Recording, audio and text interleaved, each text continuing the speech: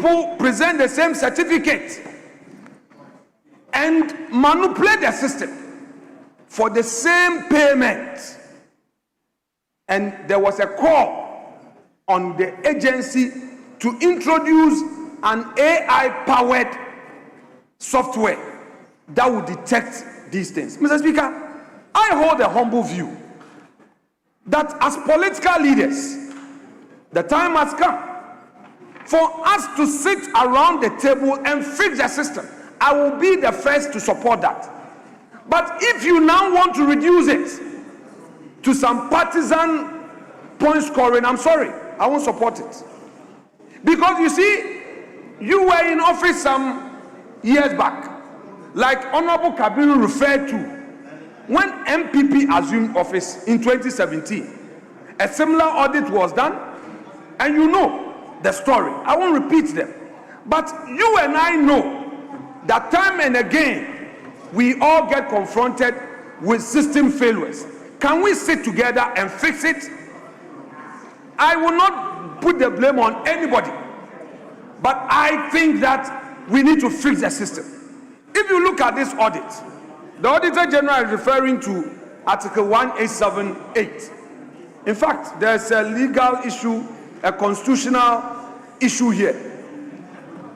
If you read Article 1878, it provides, and quotes, Mr. Speaker, with your leave, paragraphs A of clause 7 of this article shall not preclude the President, acting in accordance with the advice of the Council of State, from requesting the Auditor General in the public interest to audit at any particular time the account of any said body or organization as referred to in clause 2 of this article.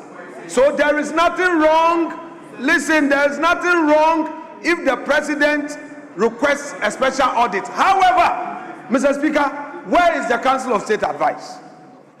Mr. Speaker, we have had the opportunity of seeing the Finance Minister's directive to the Auditor General as contained in whatever directive he received from the President. Mr. Speaker, no reference was made to the Council of State. No reference was made to the Council of State. And I challenge government, if indeed Council of State advised in accordance with the Constitution.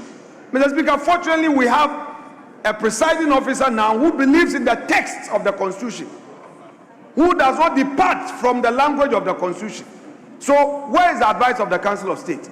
So everything you've done here, Mr. Speaker, becomes odious. However, Mr. Speaker, on the basis of national interest, on the basis of prudence, we still hold a view that this must be worked upon. Mr. Speaker, we have a public account committee. I don't mind the referral going to the public account committee. Mr. Speaker, what are they afraid of? We need the public account committee to go into this matter. And Mr. Speaker, nobody should attempt to invite you to set up a certain ad hoc committee. We have our own regular committees that have been established, and there is no exceptional situation. The Constitution is clear that when the Auditor General is done with his work, the referral will be made to the appropriate committee of Parliament, which is Public Account Committee. It is there. They should refer to it. All the agencies that they claim did anything wrong, Mr. Speaker, they are free to invite those agencies to answer. In any event, the good news is that all previous political appointees are still available. Mr. Speaker, they are available to answer for any matter that has been referred to in this report. Mr. Speaker, the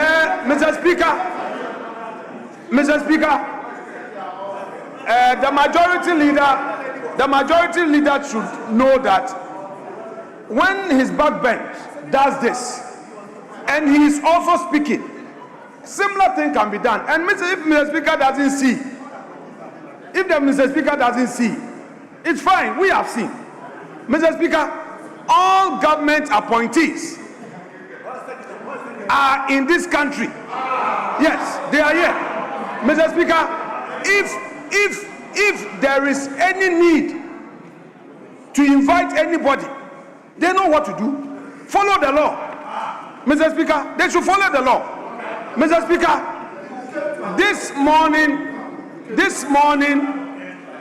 when we came to Parliament, and the understanding was that we were going to start at 12, we were clear on our minds what we were going to do.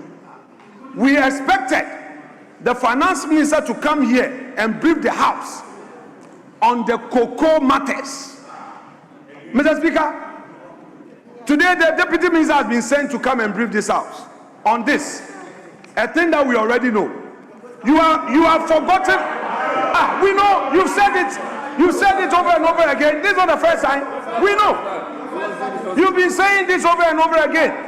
And like Honorable Nitiwu said, because you are hot, let me tell you, you promised to create jobs for the youth. They need their jobs. The cocoa money, you are supposed to pay the cocoa farmer. You have refused to pay the cocoa farmer. You've increased electricity tariffs to almost 30%. It is hitting households. You are supposed to create jobs. You are not doing so. Where is your 24-hour economy? Where is your one job, 3 shifts? Mr. Speaker, even you cannot take care of your backbench, your 189, you can't take care of them. Instead of designing policies to help your MPs who are struggling, you are not paying attention to that. Only a few of you are enjoying. Even Mr. Speaker sitting there, how are you resourcing his constituency so that he can create jobs? That should be your interest. Not to come here and then start your propaganda. Honorable Minority Leader, take me out of your comments. Mr. Speaker, yes. Mr. Speaker, but your constituency is one of the constituencies that need to be supported. Mr. Speaker, therefore the Deputy Minister of Finance must come here and do the proper thing. His own constituencies that are cocoa farmers, support them and stop the propaganda. Mr. Speaker, that said, I want to rest my case, and I hope that next time he will come here and do the needful. Thank you so much. Honourable members, before giving the floor to the Majority Leader, let me acknowledge the presence of students from BCSC Senior High School, led by Francis Afari Saki, Headmaster. They are from Ejumako Enyan, SCM. They numbered 93. Honourable members, on your behalf, I welcome them to Parliament of Ghana and urge them to have a fruitful visit. You may resume your seats. It's now the turn of the Majority Leader and Leader of Government Business. You have the floor.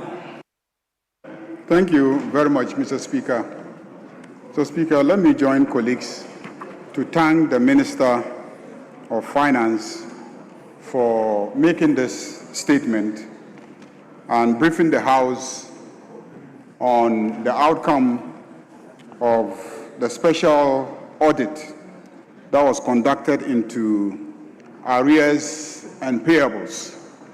So, Speaker, it is part of our record that the Minister last year did indicate that he was holding on to paying some claims because he wanted to conduct a special forensic audit to validate the payments. Indeed, in this chamber, on several occasions, the Minority Leader had occasion to demand that contractors be paid, and the Finance Minister responded that he was holding on to the payment because he wanted to verify.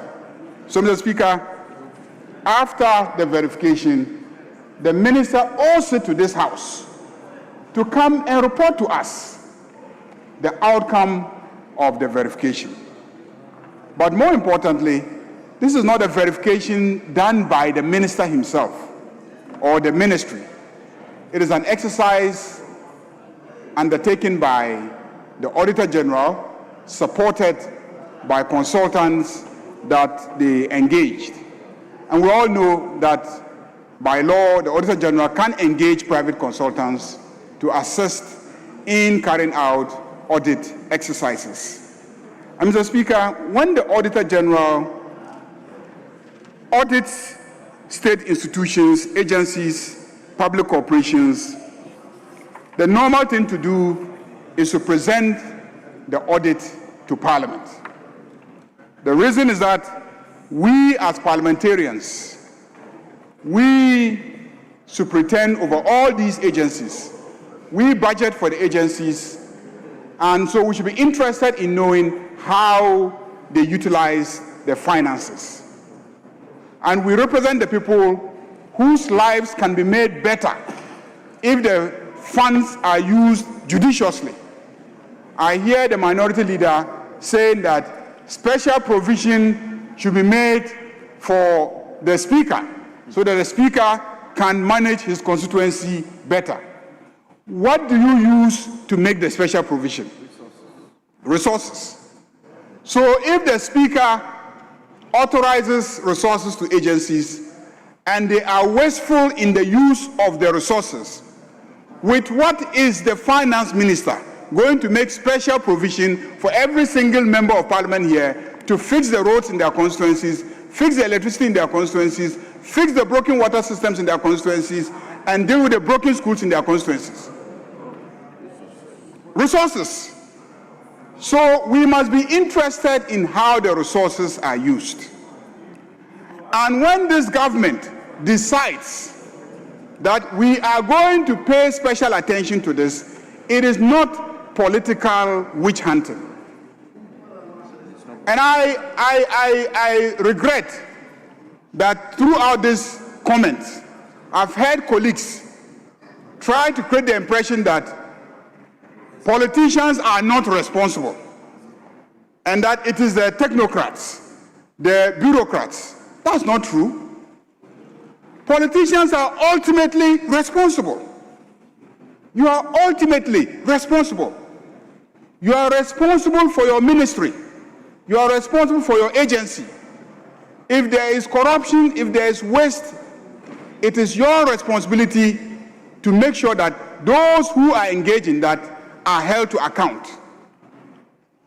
Because we sit here as parliamentarians and pass the laws, we sit here and approve the budgets, and we are the ones that the Auditor General reports to, so that when there is malfeasance, it is our responsibility to ensure that it is corrected, that people are punished. So, Mr. Speaker, this report that has been presented to us is a very serious indictment of events that occurred in the past 4 years. Very serious indictment. I was in this chamber when the Minister for Agriculture came here and told us that there was a dry spell in the north of Ghana and that we needed to buy food. They needed to buy food. The budget was humongous. The budget was humongous. And we grudgingly approved it. Grudgingly approved it. Because we were very sure that there was no way that these food items will arrive at a time when the communities will need it. So we approved the amount. Today we are told that some contractors who took the contracts for 35,000 metric tons, 35,000 metric tons, ended up supplying barely 10,000 metric tons. And they were paid. And they were paid. Mr. Speaker, the point I'm making is this, that we in this House cannot gloss over those matters. if there's an audit report that indicts anybody, without fear or favor, let's hold that person to account. This president, under John Dramani Mahama, is determined to root out corruption.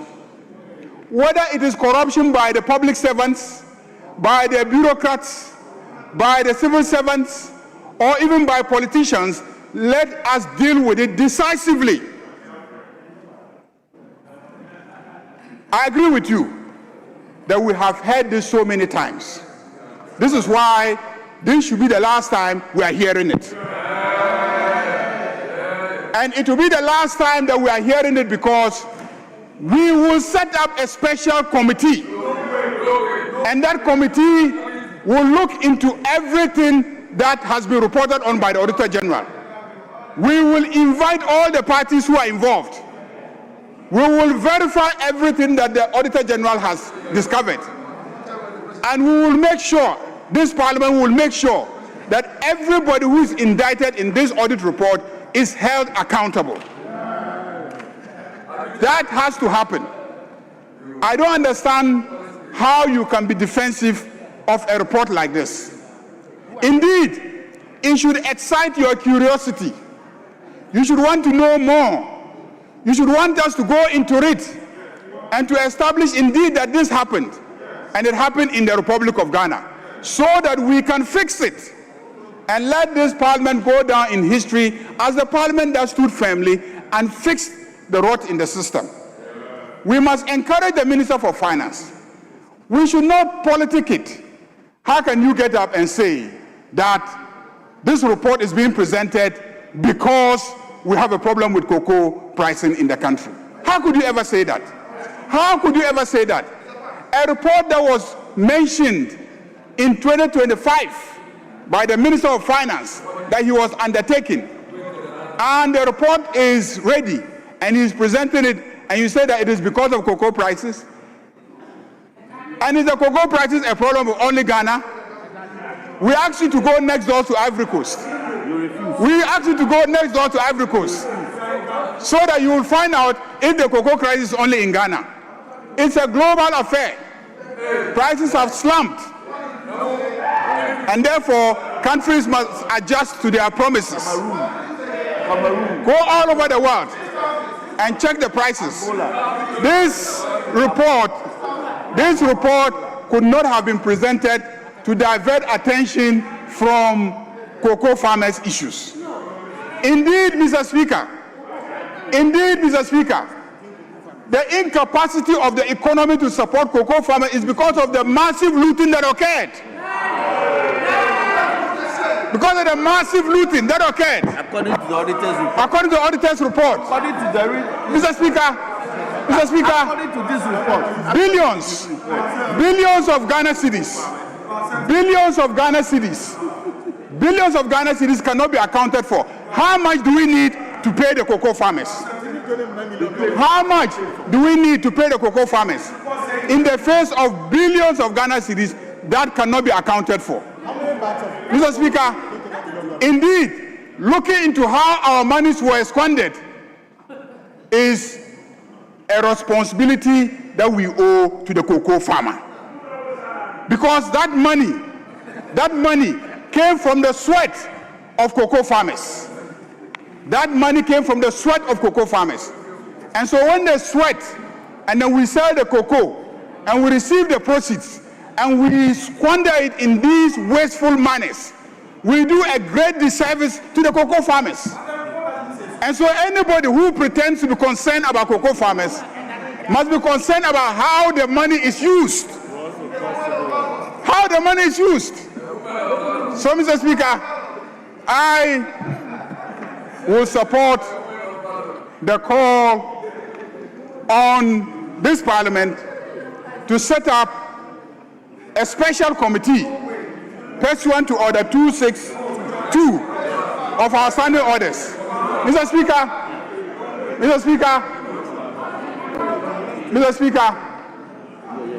I can understand why you are protesting that a special committee should not be set up, that it should be referred to the Public Accounts Committee.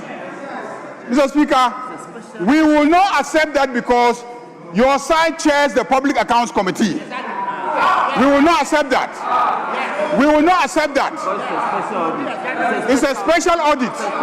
The normal audit reports come and they are referred to the Public Accounts Committee.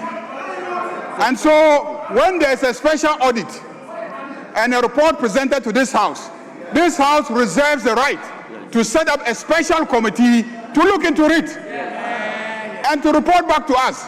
How can we set up a committee? How can we refer this matter to a committee chaired by the NPP when everything that is spoken about here in this report occurred during the tenure of the NPP?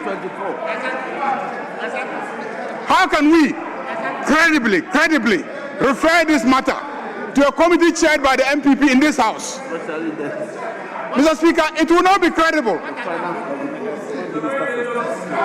Mr. Speaker, we are looking into matters bordering on the activities of the Ministry of Finance under the NPP. And the chairman of the Public Accounts Committee was the Minister of State in charge of Ministry of Finance.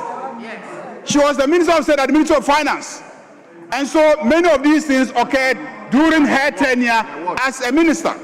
I'm not saying she's responsible, but it occurred during her tenure as a minister. How can you refer the investigation of such a matter to the same person?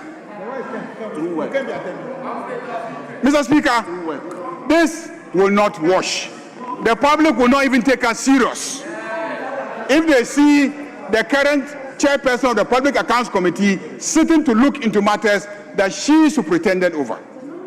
So, Mr. Speaker, there is a very good case for setting up a special committee to look into this audit report and to probe further, invite the parties, verify the things that we see. And this parliament has the authority to recommend severe punishments. We can recommend prosecutions, and we can ask the Auditor General to take certain actions against those who are found culpable. Mr. Speaker, unless we begin to take these kind of situations serious, we will drive our country down the ditch. You can work hard, but if you don't punish for wrongdoing, those who will take over from you will not feel a responsibility to also be accountable. When we take on what happened yesterday, we are guarding against it happening again today. Why? We are in government. We're in government. The resources of the state are in our hands now. We control the institutions. Why don't we just keep quiet and exploit the same loopholes and dysfunctional systems and also enrich ourselves? Why don't we do that? Why? Why don't we do that? So, Mr. Speaker, the reason why we will not do that is because we have a country to fix.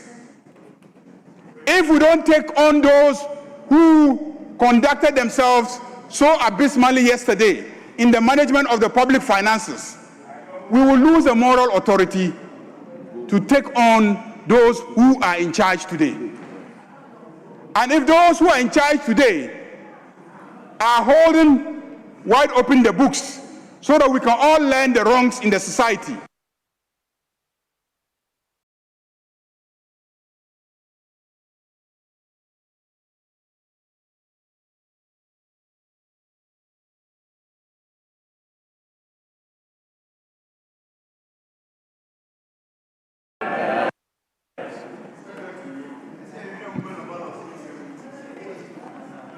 Minority Leader, you have your bite.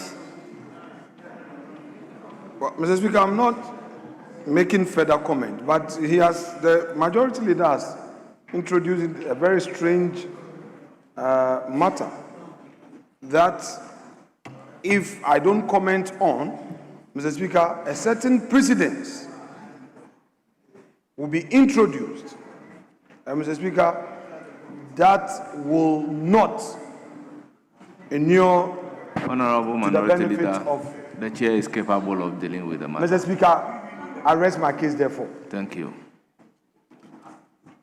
Honorable members, this is a statement made by the Deputy Finance Minister under Standing Order 91. Comments have been taken following the statement. Now, part of the comments makes reference to Order 262, requesting that we form special or ad hoc committee to look into the matter. It is important as a House to look at Standing Order 262. With your permission, I read. The House may, by motion, appoint a special or an ad hoc committee to A, investigate any matter of public importance, and B, consider any bill or a matter that is not within the jurisdiction of any of the standing or select committee. Now, this is not a motion, it is a comment, it is a statement by the minister with comment by members of the House. Others' comment was to the effect that the matter be referred to the Public Accounts Committee to investigate and report.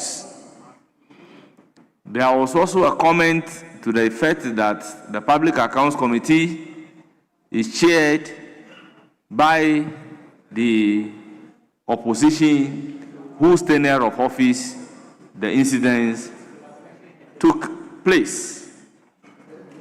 Honourable members, we can look at Standing Order 2224, which indicates clearly that if the matter refers to the tenure of office of the chairperson of the committee, then the chairperson can recuse himself and allow other members of the committee to look into the matter and report to the House.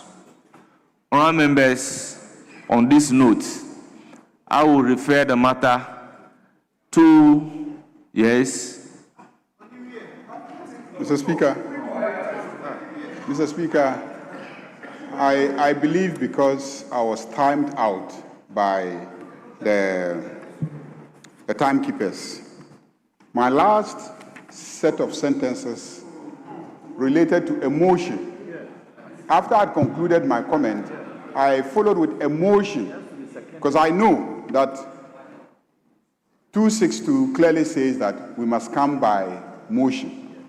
So I concluded by moving a motion. After my comment, I moved a motion that this House sets up a committee pursuant to 262 so that we will look at it. Yes. Mr. Speaker, yes. Because we were timed out, it definitely is not part of the records of the House because it was timed out. But consider that because it is not just a question of the chairperson recusing herself, but also, Mr. Speaker, the various years audits have been done already by the Public Accounts Committee. The audit report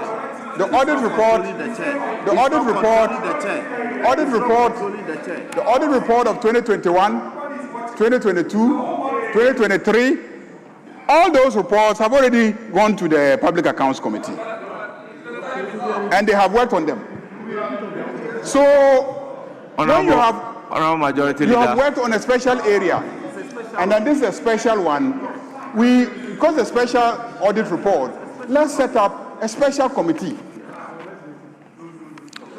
Honourable Member, you know Standing Order 101.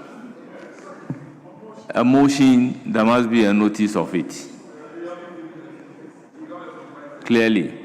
Honourable Members, to continue, Standing Order 2294, and I read, where a matter for consideration before the committee relates to the period of administration of the party of the chairperson of the committee, the ranking member of the committee shall be the chairperson for the consideration of that matter. That is what Order 2294 is saying. So accordingly, I'll refer the matter to the Public Accounts Committee to investigate and report to the House within 3 weeks.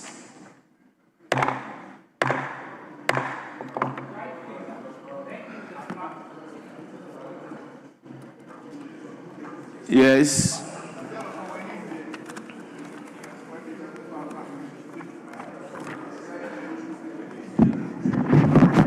Honourable members, let me read a message from the Speaker. Goodwill message by Chairman of COSPA on the occasion of International Women's Day 2026 celebration, organized in collaboration with Elect Her under the theme, Give the Gain, African Women in Legislative Leadership. In my capacity as the Speaker of Parliament of Ghana and Chairman of the Conference of Speakers of Presidents of Africa Legislature, I join my colleagues across our continent to celebrate our women in legislature as we commemorate International Women's Day today, the 8th of March 2026. In Africa, our parliaments carry a profound responsibility to represent the full diversity of our citizens and to preserve the credibility of democratic governance. The strength of our legislative institutions therefore depends on how inclusive our structures and leadership are. Experience over time has confirmed that when women participate meaningfully in legislative leadership, parliaments become more effective in lawmaking, more efficient in oversight, and more responsive to the needs of citizens. Women's leadership strengthens deliberations, broadens policy priorities, and enhances public trust in our institutions. As parliamentary leaders, we must recognize that expanding leadership opportunities for women is not an act of charity, it is an investment in institutional performance and democratic legitimacy, opening spaces and creating opportunities for women benefits our democracies in terms of stability, legitimacy, and stronger policy outcomes. This is why COSPAL is currently pursuing two important continental initiatives. Firstly, in collaboration with Elect Her, we are advancing the women's representation in Africa.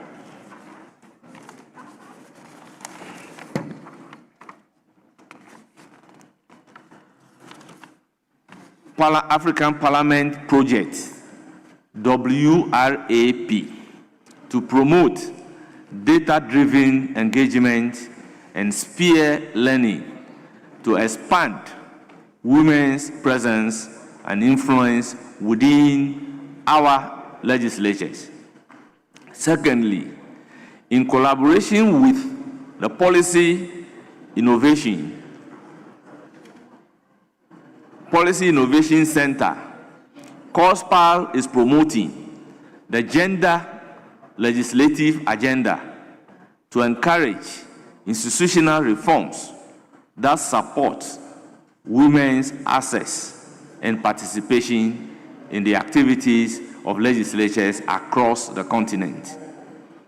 On this International Women's Day, we reaffirm our collective commitment as African parliamentary leaders towards building representative, credible, and responsive institutions that recognize and support women leadership.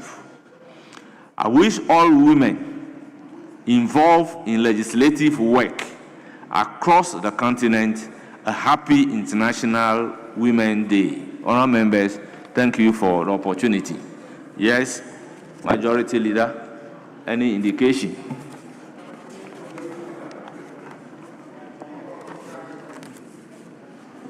Speaker, we have two more important statements. One from the Minister for Health, and yes, two more. Please. We have advertised statements, and I'm saying that we have two more statements, one from the Minister of Health and one from also advertised. Then we'll take the rest of the statements, Mr. Speaker.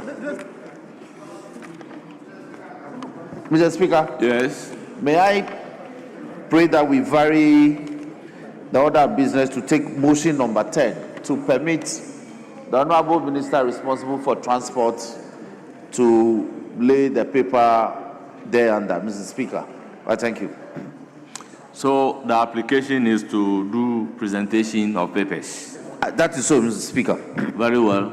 That's an application to do presentation of papers. Minority Leader. Mr. Speaker, this is not a one-party parliament. That the majority acts on its own whims and caprices. We are here in leadership. Members have been sitting here waiting to have their bite on SONA. It looks like you are not interested in your own SONA. You are not interested. So the prime time that we're supposed to debate this SONA, you don't want us to take it. Out of the blue, you keep announcing that there's a ministerial statement. Why? We just took a ministerial statement, so defective, not anchored on facts, so partisan. Then you come back again with a ministerial statement. Mr. Speaker, our members have been waiting to debate. If your side you are not ready, we are ready. Let's have our bite. This business of you come, then you make an application, especially for members who only come here when they have business. Mr. Speaker, they know themselves. They come to heckle, and then when they get their way, they leave. Mr. Speaker, we will not accept it. At least engage your colleague here. Mr. Speaker, the practice where the majority chief whip will just get up and announce business, varying business, Mr. Speaker, will not accept it. Honorable Minority Leader, you are not speaking to the application before us. Mr. Speaker, that's exactly what I'm doing. The application is Mr. to Speaker, have papers presented. Mr. Speaker, we engage in such circumstances. What we know is that we are supposed to take the debate. The transport minister is a member of this house. He should patiently wait. Let's finish the debate. Mr. Speaker, maybe they are not interested. If you believe in what the president told us, let's get it on the floor. Let's debate it. You're waiting for people to close. It's 5. You want the debate around 7, 8, when Ghanaians have slept. Mr. Speaker, when many people are going to bed, that is the time you want. And we know that trick. It's an old card you are playing. Let's discuss the president's message at prime time. Honorable members, I intend to vary the order of business. At commencement of public business, presentation of papers. Item numbered 10, which is presentation and first reading of bill. Minister responsible for transport. An act to prohibit piracy, robbery at sea, and other maritime-related offenses, give effect to the provisions of the United Nations Convention on the Law of the Sea in respect of piracy and the International Convention for the Suppression of Unlawful Acts against the Safety of Maritime Navigation, 1988, and related protocols, and provide for related matters.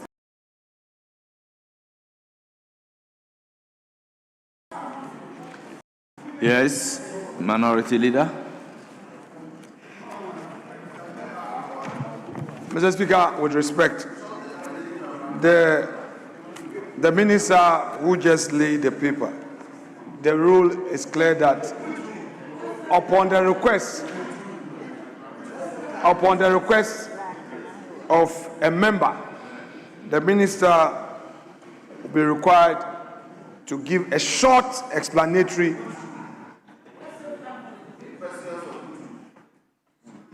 memorandum to the paper is given. Yes, Honorable Minister, a short explanation.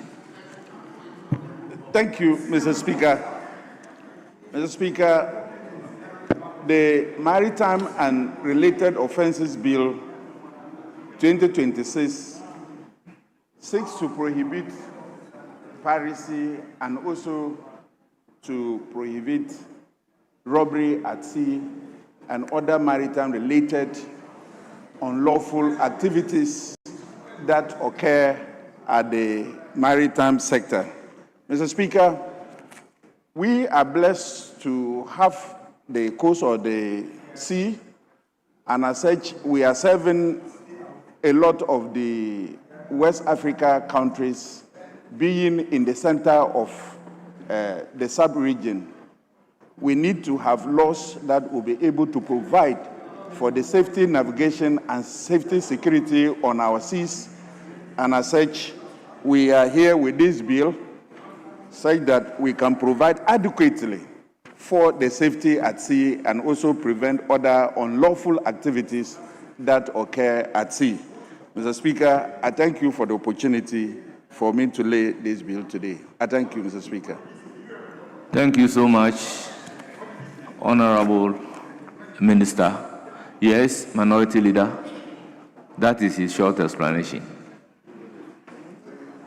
Speaker, this is the House of Parliament. The minister should come to this House, take the House serious with a ministerial statement. Mr. Speaker, we won't accept extempore. Honorable Minority Leader, Mr. Speaker, if with the exercise that we engage in, under what order are you doing what you are doing? Oh, Mr. Speaker, first of all, I want to understand your question. Mr. Speaker, you mean as I'm requesting for... A bill has been presented, and you use the rule rightly that a minister should give a short explanation. The minister has given the short explanation. Before the referrer, you are up and you started speaking. That is why I am asking, which rules of the House support what you are doing?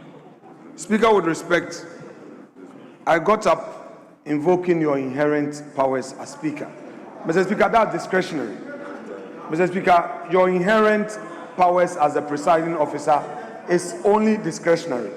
I want your leave to rise under your inherent powers. If that is granted, I will proceed. If that is not granted, Mr. Speaker, I have to resume my seat. Well, that is not granted. Very well, Mr. Speaker, that is fine.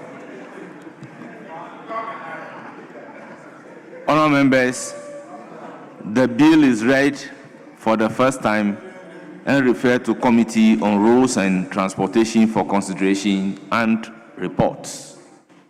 Yes, Majority Leader. Speaker, may I, on behalf of Leader, pray that we go back to statements. That will be item number 8. Oh, please.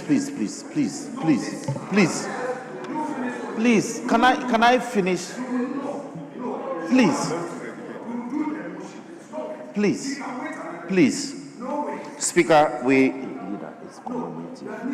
Speaker, may we go back to statements and take a commemorative statement from the Minister responsible for health. Speaker, it's on World Kidney Day, such an important day.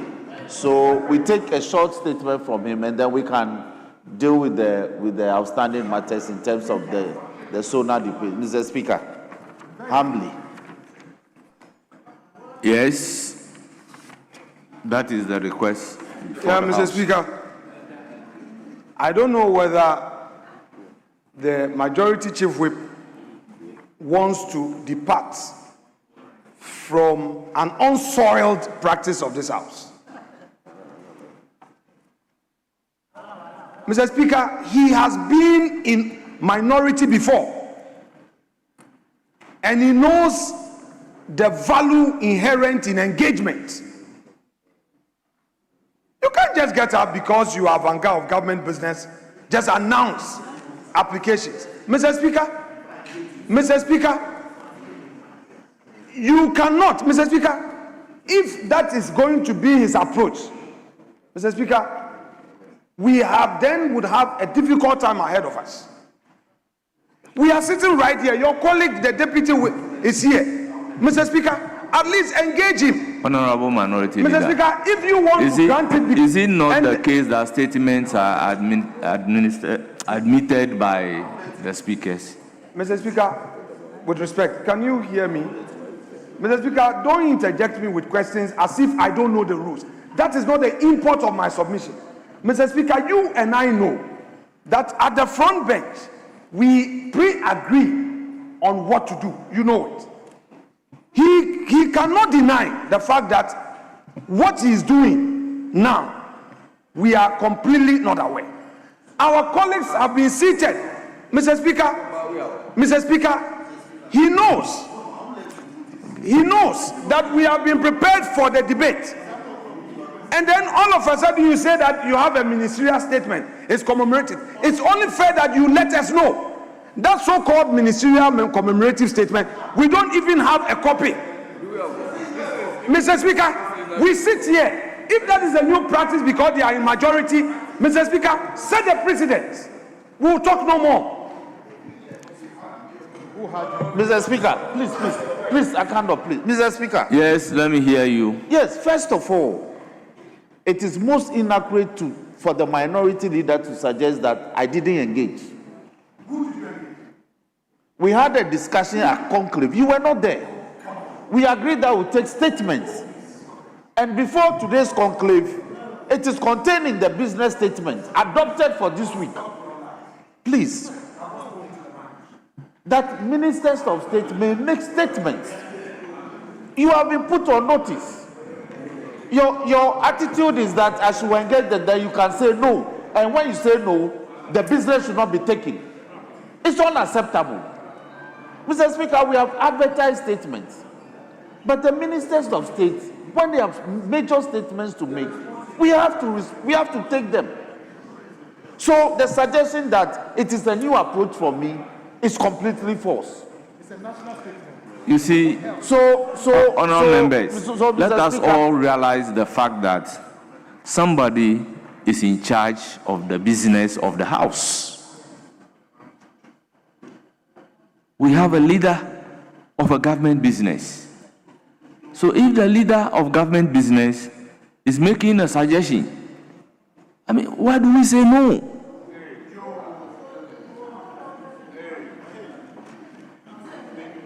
A business that has been discussed at conclave. Speaker, with all due deference to you, I have always believed that the essence of conclave is to engage on matters of this nature. Yes. But we had conclave this morning. There was no representation that there was even going to be any form of statement from the Deputy Finance Minister. How come let alone the Deputy I Minister, receive the Minister those of Health. instructions? Mr. Speaker, so I'm giving you the facts of this morning's conclave. There was none. My senior members have been well prepared to deal with the SONA. Honorable Patrick Bowman has been here since morning just because he is going to have the bite of the SONA since morning. There has not been any conversation. So, Mr. Speaker, let's not come and sit here and present a different picture. There has not been any conversation on two statements. One which is commemorative and the other which is propaganda. No. Mr. Speaker, so please, I believe that the essence of going to conclave is to come at addendum that these are the things we are discussing. And Mr. Speaker, even today, we also had wind that there is going to be a program. So there was a possibility of even closing earlier. Why all this? Why all this? They are supposed to have 16 members to have a bite on today's SONA. And we are supposed to have 8. And we are going to do 10 minutes, and they are going to do 5 minutes. And if you add all of that, it's going to be about 3 hours. When are we going to finish, Mr. Speaker? Yes.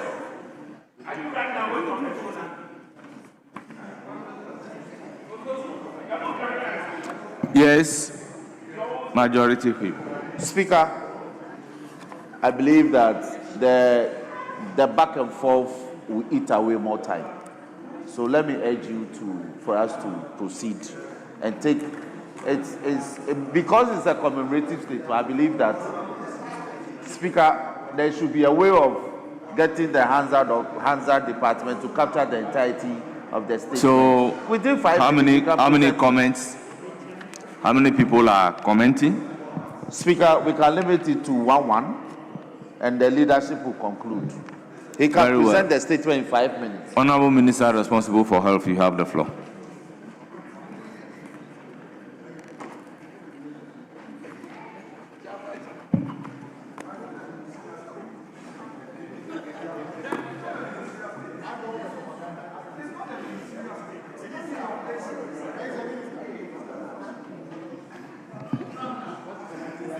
Mr. Speaker, I rise today to draw the attention of this Honorable House to the global commemoration of World Kidney Day 2026, observed under the theme Kidney Health for All, Caring for People, Protecting Environment.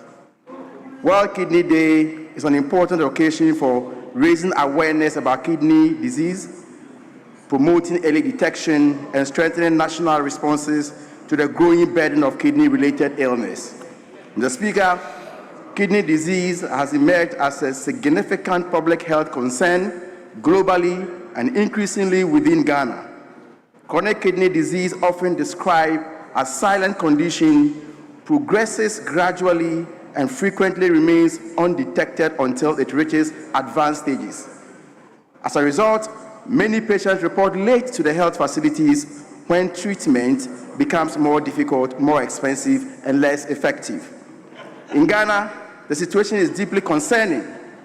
Current estimates for 2025 place the overall prevalence of chronic kidney disease at between 13 and 19% of the population, representing an average of about 4 million people. This is a significant burden by any measure. Particularly troubling is the fact that the disease is increasingly affecting younger and economically productive persons, with the average age of patients requiring dialysis estimated at 46 years. Mr. Speaker, available evidence from studies conducted at Konfanochi Teaching Hospital further underscores the gravity of the problem. These studies indicate that the highest frequency of renal patients falls within the 46 to 55 age group, representing 19.25%, followed closely by the 36 to 45 age group at 18.96%, and the 26 to 35 age group at 16.5%. This means that kidney disease is not only affecting older populations, but is also imposing a serious burden on younger adults in their most productive years. Mr. Speaker, due to the lack of adequate time, I will want to read the last page and then indulge the Hazard Department to capture as being entirely read. Mr. Speaker, it is important to note that while dialysis is essential in sustaining life, it's often not the most definitive long-term solution for many patients with end-stage kidney disease. Organ transplantation remains most effective long-term treatment option.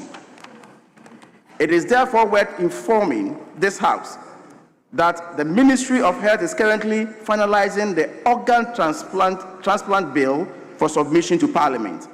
This proposed legislation will establish the legal and regulatory framework necessary to guide safe, ethical, and well-regulated organ transplantation services in Ghana, whilst ensuring protection of donors and recipients alike. Mr. Speaker, let me go to the last paragraph. Mr. Speaker, on behalf of the Ministry of Health and the Government of Ghana, I reaffirm our commitment to strengthening prevention, expanding access to care, supporting patients in need, and building more resilient health system capable of addressing kidney disease and other non-communicable conditions. Mr. Speaker, I'm most grateful, and the Hazard Department must capture it as entirely read. Thank you for the opportunity. Thank you very much. Honourable members, that is a statement ably made by the Minister responsible for health. It's now time for comment. Yes, Honourable Dr. Titus Bayu.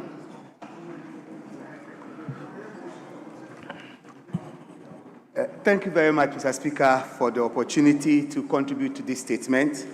And let me thank the Honourable Minister for Health for bringing this important matter to the fore for discussion. And it is important that we celebrate the World Kidney Day, and the theme for this year's celebration, which also captures protecting the environment, is worthy of note. And in Ghana, mentioning of the environment should tell us the impact of galamsey on the prevalence of kidney diseases.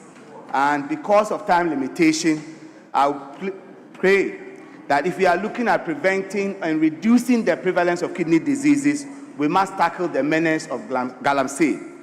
The heavy metal poisoning of our water and food has impact on kidney diseases.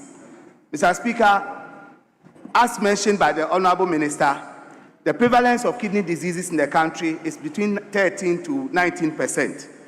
And about 300,000 people are estimated to be living with what we call end-stage renal disease. End-stage renal disease happens when you have lost about 90% of the kidney function. The kidney is one of the most merciful organs. It doesn't cause you a lot of trouble until you have significantly lost its function. So you need to lose 90% of the function of the kidney to get to the point of needing dialysis or renal transplant. This gives us enough room for intervention. If we can screen early and identify it, we can prevent ourselves from getting to that level. The leading causes in Ghana are hypertension, diabetes, consumption, unregulated consumption of pain medications, and then consumption of not scientifically tested herbal medications. If we can minimize this, then we can decrease the prevalence of chronic kidney disease, and for that matter, the prevalence of or the requirement for dialysis. Mr. Speaker, I would therefore ask that we emphasize on prevention, because the treatment is expensive. Even where the cost of dialysis is covered by the National Health Insurance, ancillary costs like cost of transportation, medications, drugs like erythropoietin needed to maintain the HB and of these patients, and blood transfusion are all costs that cannot be borne by the National Health Insurance, and these families struggle. For many families today, diagnosis of chronic kidney failure or end-stage renal disease is equal to a death sentence. And we can prevent this if we tackle the early causes of this condition. I would thereby end by pleading that we hasten the process of passing a legislation or a law on organ transplant. The advantages of such a law will be that this transplant will be done ethically. There will be organ banks that people can donate, and people can give advance directives that if they are involved in an accident or anything that causes them to lose their life, they are willing to donate their kidneys. This will permit for cadaveric harvesting of kidneys for use in transplant. In present day, for you to get a kidney donated, you need to get a living donor, and that is very challenging with a lot of ethical considerations. So I plead on this House to really consider, and the Honorable Minister to consider bringing to this House the bill on organ transplantation to help us manage the burden of end-stage kidney disease. Dialysis is not a permanent solution. The best solution is renal replacement. Thank you very much, Mr. Speaker. Yes, minority leadership.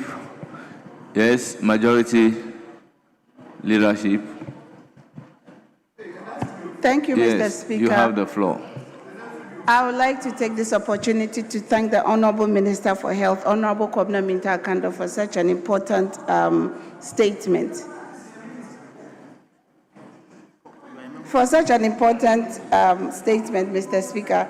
Mr. Speaker, according to the Minister of Health's statement, 4 million young people, Mr. Speaker, are suffering from end-stage kidney disease. Mr. Speaker, elsewhere, when it comes to kidney disease, it's usually people in their 60s to around 65. But here in Ghana, it is really young people, and for the reasons that the minister had stated. Mr. Speaker, the most important thing is for a young person, average 46 years old, who has kidney disease. Mr. Speaker, that is very devastating to the patient as well as to the family, because that person has to be on dialysis 3 times a week, and each session is about 4 hours. So Mondays, Wednesdays, and Fridays, that individual has to be in a dialysis unit 4 hours. By the time they finish the session, Mr. Speaker, they are completely wiped out, because we have to take the blood, pass it through a dialysis machine, and return the blood to the patient. So after the session, there's not much they can do. They cannot go to work, and they don't do anything. So they just literally go home and sleep, or they go home and they keep vomiting. Mr. Speaker, having end-stage kidney disease is one of the most devastating diseases that a young person can have. And for the same reasons that the Honorable MP from Lambusi said, Mr. Speaker, it is very important that we pass the organ transplant bill. Mr. Speaker, currently there are 2 options you have for transplantation. One, as he spoke about, is the cadaveric. When we say cadaveric, Mr. Speaker, we mean from a person who is deceased. Now, the other option is a living-related kidney transplantation, meaning that it is somebody you know, a family member, who now donates you the kidney. Mr. Speaker, every individual has 2 kidneys, and a person can live with just 1 kidney. So living-related kidney transplantation is that somebody will donate one of their kidneys to another individual who is usually a family member. Mr. Speaker, currently we are now doing a lot of kidney transplantations in this country, and that is where Mahama Cares come in, Mr. Speaker. Mahama Cares is doing a lot of specialist training to bring specialists to this country, so that people in Ghana will not have to travel outside the country to go to different countries like in the Arab countries or to the US or to the UK to get transplantation. We can do transplantation in Ghana with the right care and with the right facilities, and that is where Mahama Care comes in. Mr. Speaker, incidentally, last month we did 4 kidney transplantation at one of the hospitals in Ghana, All 4 of them were living related. And Mr. Speaker, thankfully, all 4 patients are doing extremely well right here in Ghana. So with Mahama Cares, Mr. Speaker, we can continue to have good, proper health care in Ghana, and we will not have to travel for that. Thank you, Mr. Speaker, for giving me the opportunity. Honourable members, on your behalf, I thank the Minister for making the statement on this very important issue. Yes, Majority Leader. Speaker, I believe that as agreed, we can go back to motion number 11, I believe, Mr. Speaker, to continue with the debates, Speaker. Speaker, the other arrangement we had, Speaker, at conclave, because my backlog is quite a lot, we had agreed that our side will do 5 minutes. Each contributor will take 5 minutes, so we can take more of my numbers. The other side had agreed that they will stick to their 10 minutes for committee chairs. So on my side, deputy ministers and committee chairs, every contributor will do 5 minutes, so we can take more. I thank you. That has been agreed upon. So on the list, I have 16 people and 8 people. Yes. Mr. Speaker, I have an issue with that. I don't think we agreed firmly on that. Mr. Speaker, we are very much aware that in debates, it is 1 against 1. If we want to divide, we don't want to set some bad precedents over here. That is my candid view about this thing. And so let's look at what has been the standard thing or the standard operation for debates in the House.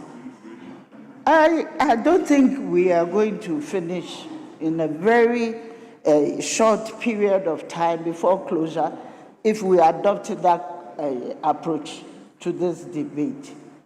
We on the minority are not in favor of that arrangement. Thank you. I walk into conclave to meet this arrangement being put in place, and I was instructed as such.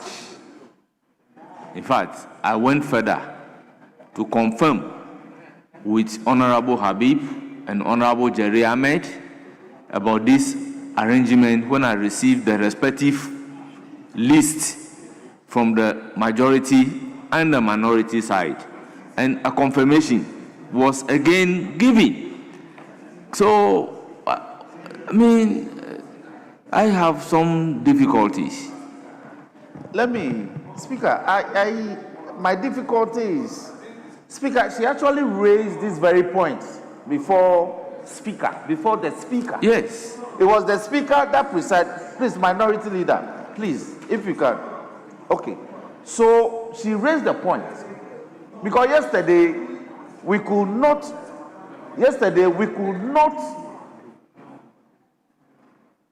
go on with the debate. So we brought the backlogs from yesterday to today. Now, my proposal was that because if we stick to 10 minutes for the committee chairs, we may need much more time. So I propose a more reasonable means to getting a lot of my members to contribute. So I shortened my time for them. And so Speaker said her claim that it will amount to setting a bad precedent was untenable, because I was using a more reasonable means to solve my number problems. So it is permissible for me to split my 10 minutes between, instead of giving 10 minutes to one contributor, I was giving my 10 minutes to 2 contributors. So that is permissible. So Speaker overruled her and approved of the formula before we left conclave. You see, any time at all the speaker is using his wisdom to address a number problem, we oppose it and we run into a problem. So, if one side is going to have 1 hour to speak, and somebody decide that, as for the 1 hour that I'm going to speak, I will let my members use 5 minutes each, and you decide that you want one person to use the entire 1 hour, it comes to the same thing. So how do we address the number challenge when we are opposing this mechanism that has been approved by Mr. Speaker? And when leaving, he has given me a clear instruction that this is what has been agreed upon at conclave.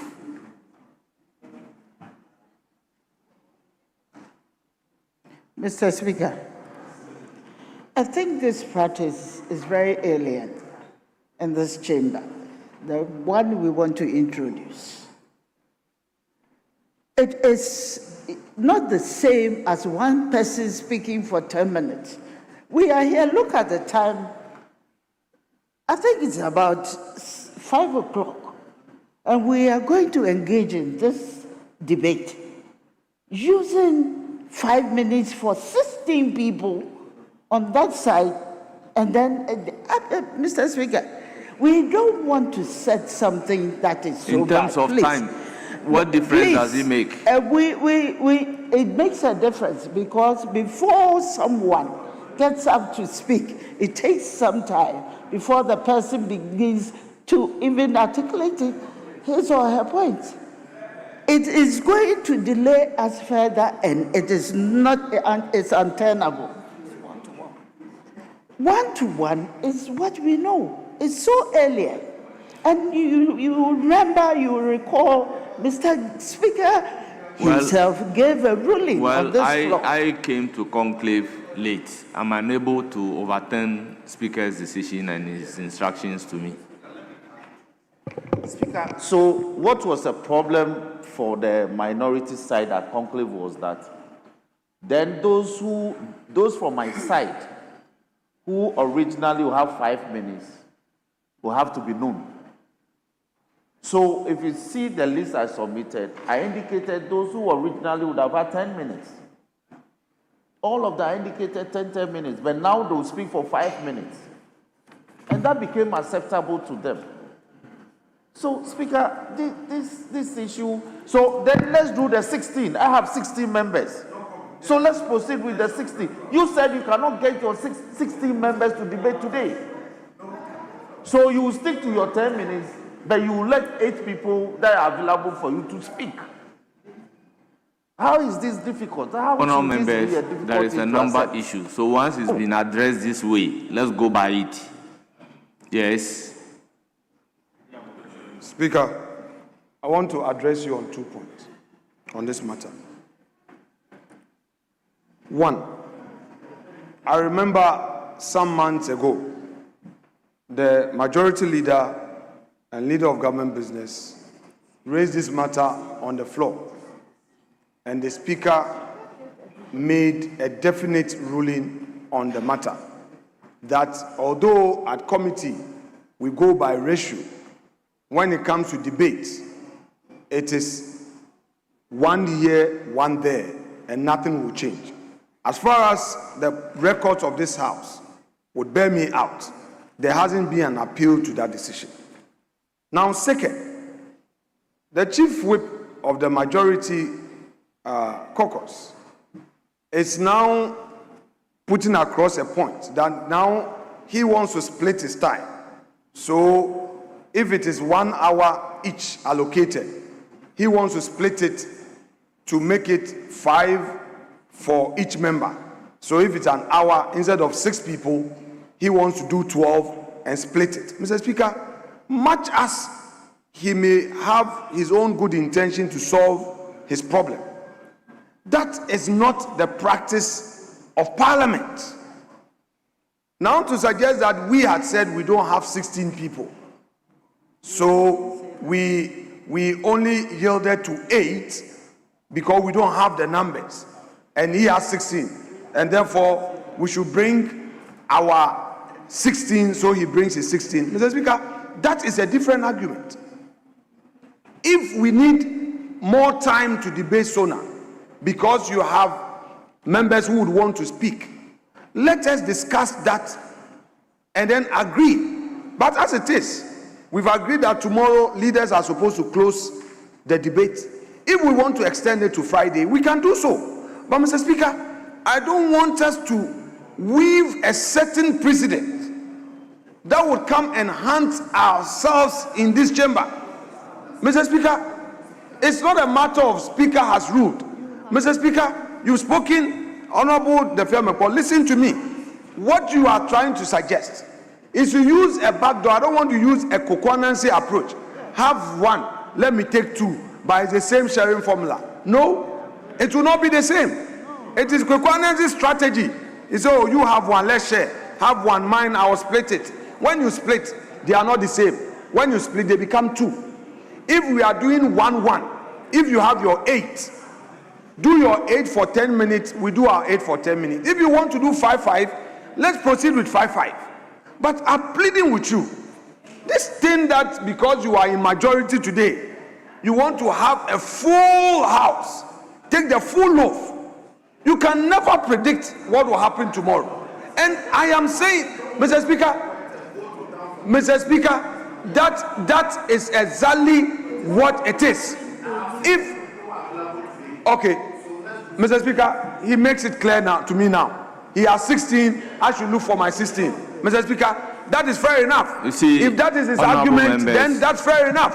But I won't accept any ratio of, because there's a ruling on it. Honorable members, the said ruling was delivered by Mr. Speaker. In this very chamber. And Mr. It's a matter of public record. Can you listen to me too? Mr. Speaker was at the conclave when these arrangements are made. I am unable to vary same. He can come later and vary same, but I am unable to vary what has been decided at conclave and handed down to me. That's the difficulty that I have. If it is the case that we'll take 8 people for today, having regard with the time, everybody speaks 5 minutes, then I'm still within the range. Mr. Speaker, fair enough. If the 16 is not working, because the majority chief whip is proposing 16-16 or 5 minutes each. We don't have a problem with it. Save that because of time. Let's do 8-8 and we continue tomorrow. I don't mind. So that the remaining 8 can have a bite. Mr. Speaker, let's not, this is not the first time that one side is having majority. We have had 169 before. Honorable Majority Leader. We have had 169 before. That is not how we treated your minority. We have had 169 in this chamber before. 169 was a number. Mr. Speaker, I think you've concluded on this matter. The Speaker himself, who ruled earlier on against my proposal that we have some kind of proportional opportunity when it comes to commenting on SONA and even the budget, he decided to make some approvals that will be more accommodating, so that they maintain the length of time they get to debate. We enjoy the same length of time that we get to debate, except that we use numerous debaters. I don't see why you should have a problem. The argument I have heard several times from you is that the numbers are not important. The substance is what is important. Substance is what is important. So don't worry. If 20 people on this side speak for 30 minutes and say nothing valuable, why are you worried? If only 7 people on this side speak for 30 minutes and say something very valuable, your own argument that substance is what is important will prevail. So let's accommodate one another. Speaker has already made the arrangements and communicated it to First Deputy Speaker. And as he indicates, he has to go according to that arrangement. Let's try it today and see how it goes. Speaker, with respect, I don't want my colleague to quote me out of context. I don't want him to quote me out of context. Mr. Speaker, I maintain that the majority is taking an undue advantage of their numbers. This is not an end to the democracy we have. There's an election ahead. We have had 169 in this chamber. We did not bring such arguments. Mr. Speaker, this thing of it is 2 divided into 2. Our side will subdivide it into 2. Mr. Speaker, it's not the same. Mr. Speaker, it's a backdoor approach. And I also don't want Mr. Speaker himself to be quoted in public, because Mr. Speaker has ruled.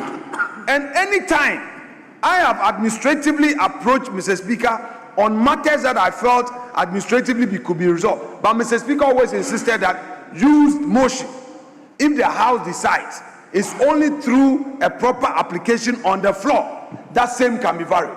Mr. Speaker, I don't want to believe. Minority Leader. Mr. Speaker, can I conclude this? I don't want you to be doing that invitation. I just want to admonish. Mr. Certain Speaker, things you hold your breath. cannot Let me always finish. be by bring a motion. No. Why? But the majority leader spoke. He didn't interrupt. At least let me finish so he can come in. He has unended opportunity to admonish and come in. The majority leader spoke. There was no interjection. Mr. Speaker, what I am saying is that the Speaker should not be invited into this matter. Matters that perhaps is discussed at conclave. We shouldn't create the impression that Mr. Speaker can rule on a matter and then vary the same ruling. I don't want that impression should be created. Mr. Speaker, I am ready for a workable approach. The majority chief whip has suggested that we do 8-8 and continue tomorrow. You say you want us to do 16-16. That's fine. If you want us to do 16-16, Mr. Speaker, if that is a suggestion, we are ready. We would marshal our 16. He should get his 16 ready. Very Let's well. start. Everybody speaks for 5 minutes. Starting from the minority side, I will give the floor to Honorable Patrick Boama. You are speaking for 5 minutes. Thank you very much, Mr. Speaker, for the opportunity to make some few comments on the President's message to the House. Mr. Speaker, the President came here to perform his constitutional duties in accordance with Article 67 of the Constitution. Mr. Speaker, this 5 minutes is not going to make this debate interesting, but we'll make some points and sit down. Mr. Speaker, the world is going through some turmoil. We're experiencing some hikes in petroleum products globally. Crude oil is now selling over $100 on the world market, but we've been promised a resilient economy, and we trust that no excuses will be brought to the floor when this affects our national budget. Mr. Speaker, we just read a report by a think tank in education in this country, that's the Education Watch, that over 30,000 basic schools or classrooms have remained without teachers since 2025. This is a worrying statistic that every serious government must take a closer look at, Mr. Speaker. For want of time, I will not go into detail because it affects the very progress of our kids in the educational sector. Mr. Speaker, public sector workers have all been agitating for better wages, Mr. Speaker. In the President's address to this House, we did not hear much about his plans and his strategy to assuage the difficulties being meted out to public sector workers. Today, CLOSAG is on strike, and today for the single spine salary structure, some workers have as high as 53% allowance on their basic pay, while their counterparts, including those in the same organization, don't have a single allowance. This is close to over 53% allowance, and PSU has 0%, Mr. Speaker, and there is serious labor disconnect or discrimination that has to be looked at. There is so much labor agitation, and we don't want a disruption in the labor front, Mr. Speaker, and the government, being so caring, as they say, should take the right steps to address these agitations on the labor front.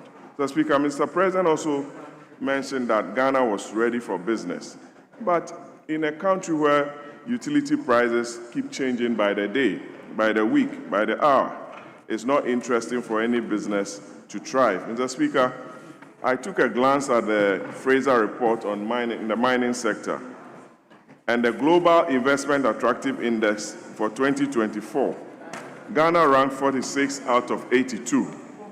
In 2025, Ghana ranked 53 out of 68. 2024, in the Global Policy Perception Index, Ghana ranked 46 out of 82 and 50 out of 68. Mr. Speaker, the Global Best Practices Mineral Potential Index, Ghana ranked 34 out of 58 and 35 out of 41. Mr. Speaker, I took a very close look at the NDC manifesto, and I've noticed that the President failed to report on the establishment of the National Bank for Women, National Women's Bank, to support female entrepreneurs on page 12 of the NDC manifesto. Mr. Speaker, there wasn't any report on the establishment of the cocoa colleges in the cocoa growing areas to train cocoa farmers and extension officers, as stated on page 41, Mr. Speaker. Mr. Speaker, tariff increases as a major feature in the last statement by the President.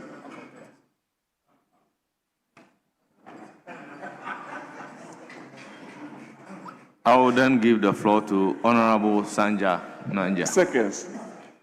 You have the floor, Sanja Nanja.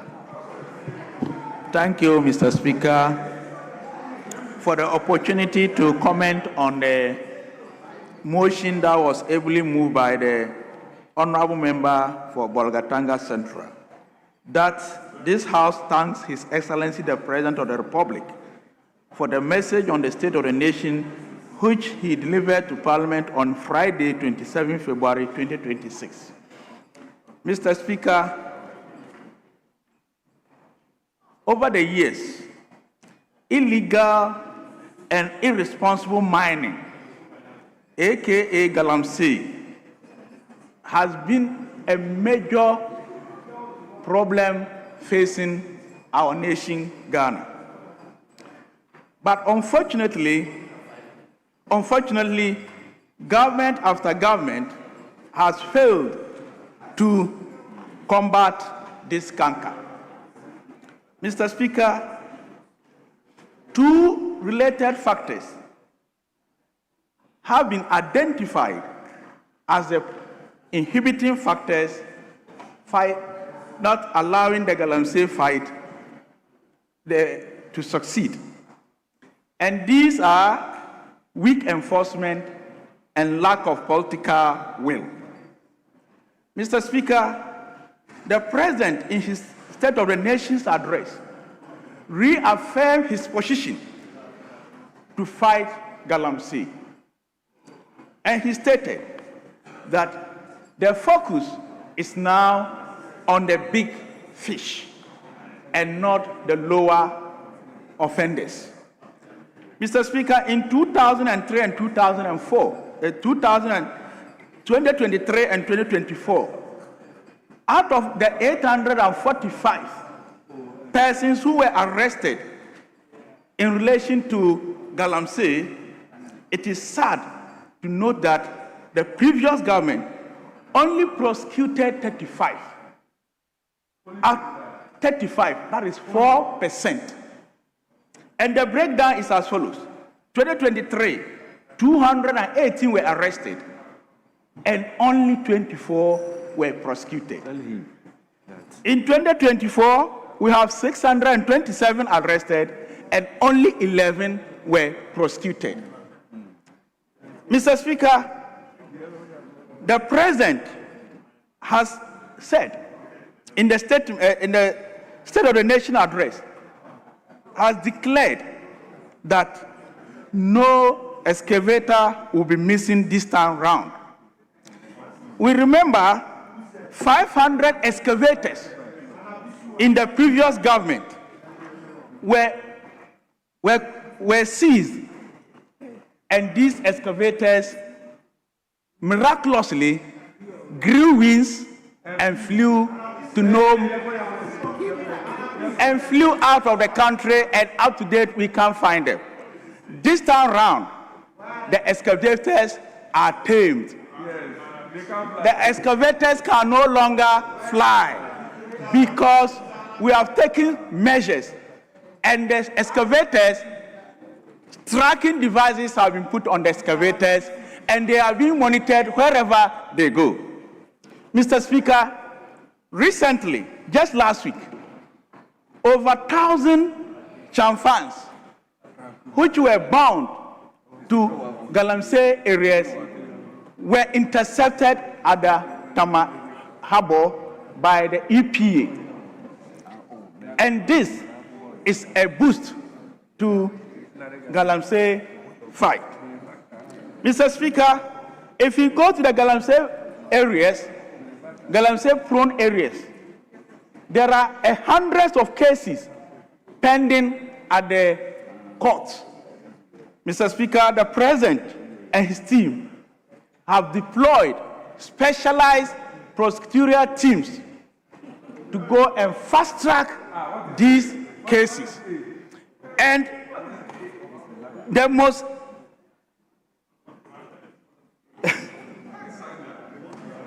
Thank you, Mr. Speaker, for the opportunity.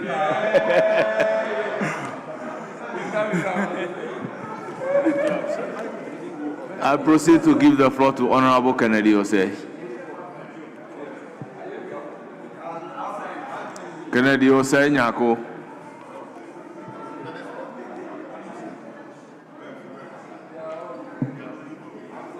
Honorable Frank Yeboah. You have 5 minutes. Thank you, Mr. Speaker. Thank you, Mr. Speaker, for the opportunity to comment on the President's address that was delivered to us on the 27th of February 2026. Mr. Speaker, listening to the President's speech. Second Deputy Speaker should take the chair. Please continue.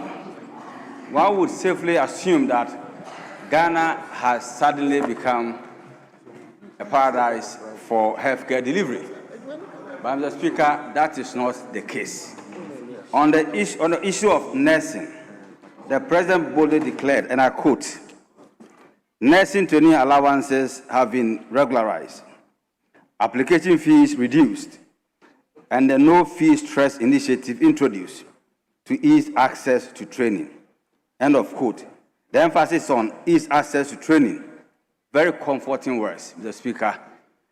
Mr. Speaker, while the President was in this chamber delivering these sweet words and comforting words, the Minister for Health, Honorable Minta Kando, was at Nairobi aggressively causing the immediate suspension of the Nairobi Training College principal, Nursing Training College principal. What crime did this man commit? The Speaker, the Minister is saying that the man admitted 2,750 students against the government's approved cap of 750. The Speaker,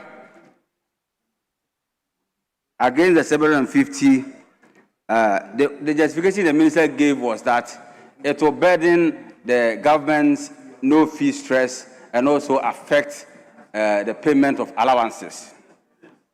The Speaker, I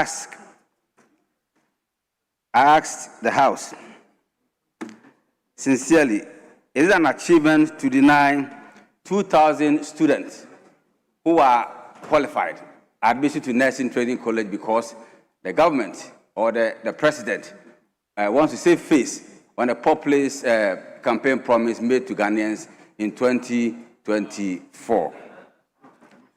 Mr. Speaker, Mr. Speaker, if we want to look at the true state of health sector in Ghana, then we have to look at the cocoa farmer in my constituency in Achumango Bedanoff, Rapong, the cocoa or Sefibodi in the Western North region. That cocoa farmer, Mr. Speaker, that cocoa farmer had assurance. Mr. Speaker, that cocoa farmer had assurance of a life-saving anti-snake serum delivered swiftly by zipline drone system under the previous government. But today, Mr. Speaker, that assurance is gone because the government has suspended the contract between the government and the zipline. Mr. Speaker, today, if that cocoa farmer should go to his farm and gets bitten by a snake, the farmer will have to find his own way of getting transport to the nearest hospital before the anti-snake serum will be administered. And where is that money going to come from for the transport? The money is going to come from the same proceeds from the sale of cocoa beans that the government has slashed over 1,000 Ghana per bag.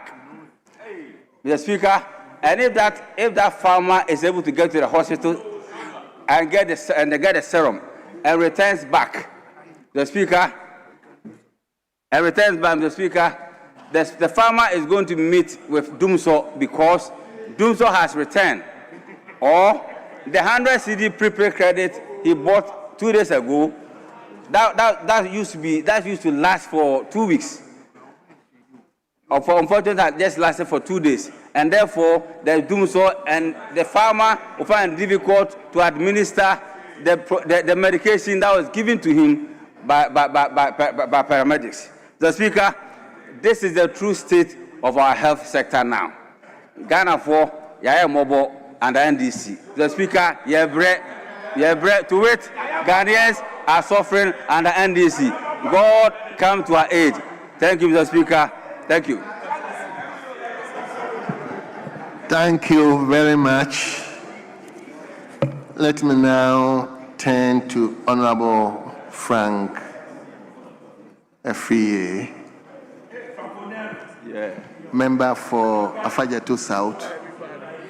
Honorable, you have 5 minutes. Thank you very much. Your term starts now. My most revered Speaker, while sharing my perspectives on the President's message on the state of the nation, permit me to convey multitude of gratitude and appreciation to HE, the President, for delivering what has globally been accepted as a magnificently outstanding, evidence-based, sector by sector, blow by blow, detailed but significant account of his stewardship to the people of this country.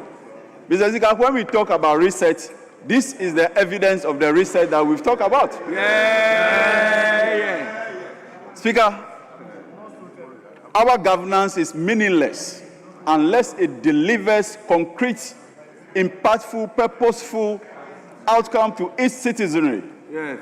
Speaker, we have crafted the Local Governance Act just so the 40% of our compatriots who live in rural settings will be taken care of. Speaker, through your facilitation, I just returned from the Western and Central region as a member of your noble committee on rural development and local governance. Speaker, I was extremely excited at the rate of development we are witnessing under His Excellency John Dramani Mahama. Speaker, when our colleagues across the aisle had opportunity for 8 good years, local governance was reduced to mere devolution of power and deconcentration of offices. Can you imagine? Speaker, today, His Excellency is giving true meaning to local governance. Today, the district, metropolitan, and municipal assemblies are well-resourced. Speaker, I'll give you a tangible example. If you go to Western region, there is a municipality called Efia District. Speaker, in the year 2024, under the reign of His Excellency Akufo-Addo, the whole year, that municipality had only 2.7 million. Today, under His Excellency John Dramani Mahama, the same municipality for 1 year had 26 million. Speaker, look at the yawning gap between 2.7 and 26 million. No wonder they are delivering. They are performing efficiently and effectively. Mr. Speaker, this is what we are talking about when we say we need to incentivize our local base, create jobs, and unleash opportunities. This is what John Dramani Mahama is doing. But Speaker, most importantly, I want to also put on record that this government is not on autopilot as we have had in the last 8 years. The government is being regulated. There are guidelines for spending these monies. So there is a formula. And so the amount of money that has been sufficiently delivered, a section is supposed to create school desks for our pupils. Research and data by EduWatch clearly shows that 2.3 million of our pupils in public schools in Ghana lack desks. Speaker, that is why His Excellency has directed that a segment of this money be used to create desks at the district level. Speaker, a network of Safe Water and NGO has revealed that 44% of Ghanaians lack access to safe, clean, potable water. His Excellency has directed that a percentage of the money to the various assemblies be used in drilling boreholes and creating water. I am excited to know that whilst we were in the Western region, Mr. Speaker, significant amount of these boreholes have already been drilled and mechanized for our people. Yes. So by rough estimate, by 2028, we will be drilling about 5,000 boreholes. This should be enough to give about 500,000 Ghanaians access to safe, clean, potable water. Yes. Anyone who gives water gives life. Yes. Mahama is giving water. Mahama is giving cheap compound. By the time we go to 2028, Mr. Speaker, we would have built about 500 plus cheap compound. Yes. So that every Ghanaian can have access and take advantage of the free medical care policy of John Dramani Mahama.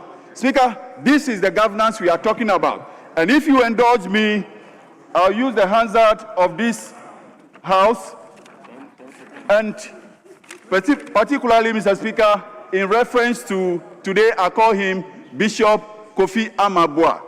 Speaker, the last sona that President Akufo-Addo delivered to this House, this was his response to President.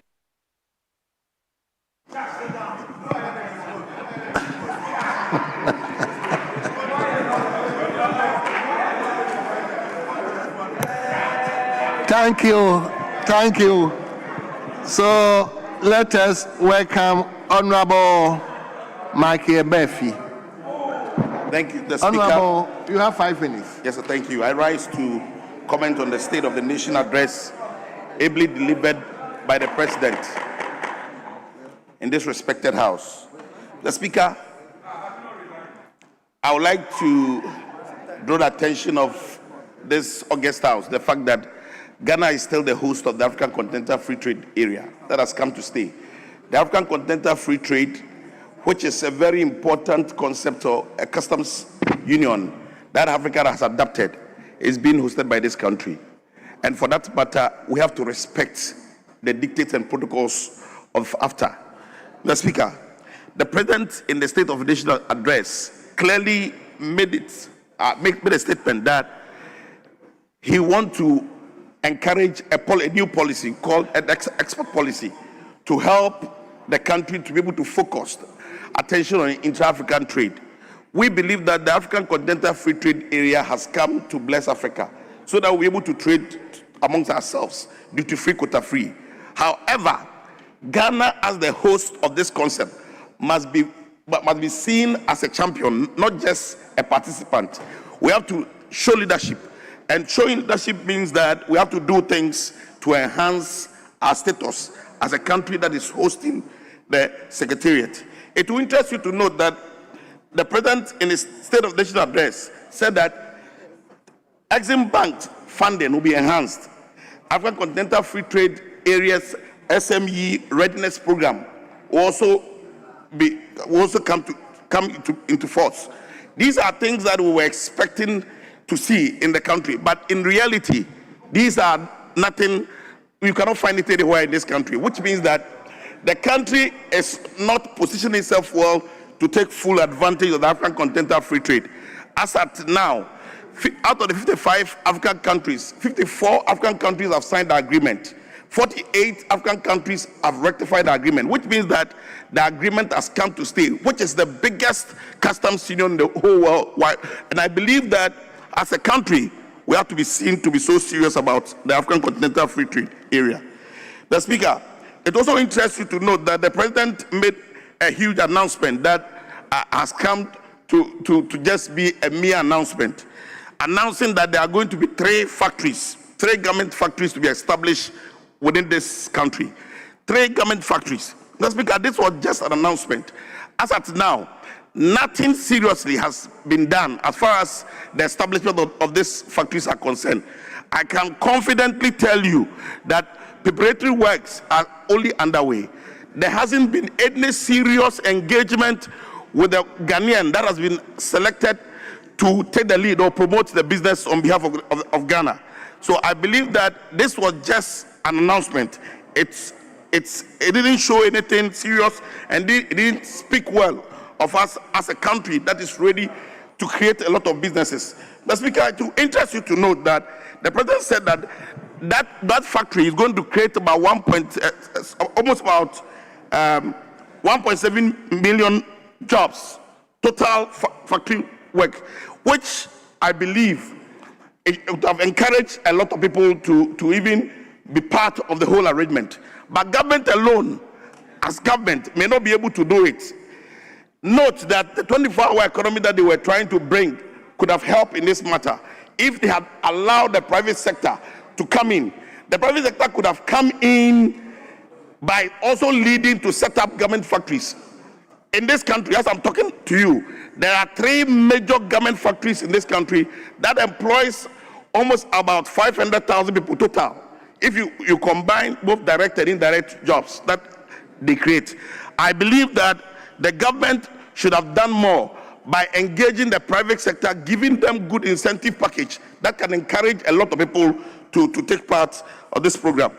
The next point that I want to talk about is the fact that the President declared the country as being ready for business. Being ready for business means that we are ready to open up. We are ready to also share data. One of the key things that the President didn't do was to give us data on specific investments, especially foreign direct investment that we have attracted into this country. As at now, the President and any other person here cannot specifically tell us how much more money we receive as a country in attracting foreign direct investment to this country, which is not too good for us as a country. So any foreigner who wants to invest into this. Thank you, Honorable Michael Befi. Let's turn to Honorable Bate Zedin. Honorable Bate, you have 5 minutes. Thank you very much, Right Honorable Speaker, for the opportunity to contribute to the debate on the message on the state of the nation delivered by His Excellency John Dramani Mahama, President of the Republic of Ghana, Commander-in-Chief of the Ghana Armed Forces, pursuant to Article 67 of the 1992 Constitution, which he delivered with much dignity, clarity, and confidence. Mr. Speaker, let me begin with the issue of roads. Roads are not merely infrastructure. They are arteries through which opportunity flows to our people. When roads improve, markets expand, farmers prosper, and communities move from isolation to participation.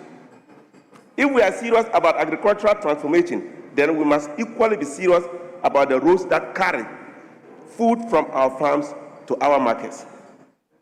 Mr. Speaker, the President announced the construction of the Accra-Kumasi Expressway during his address. And, Mr. Speaker, let me state that this is not just another road project. This is a transformational infrastructural vision.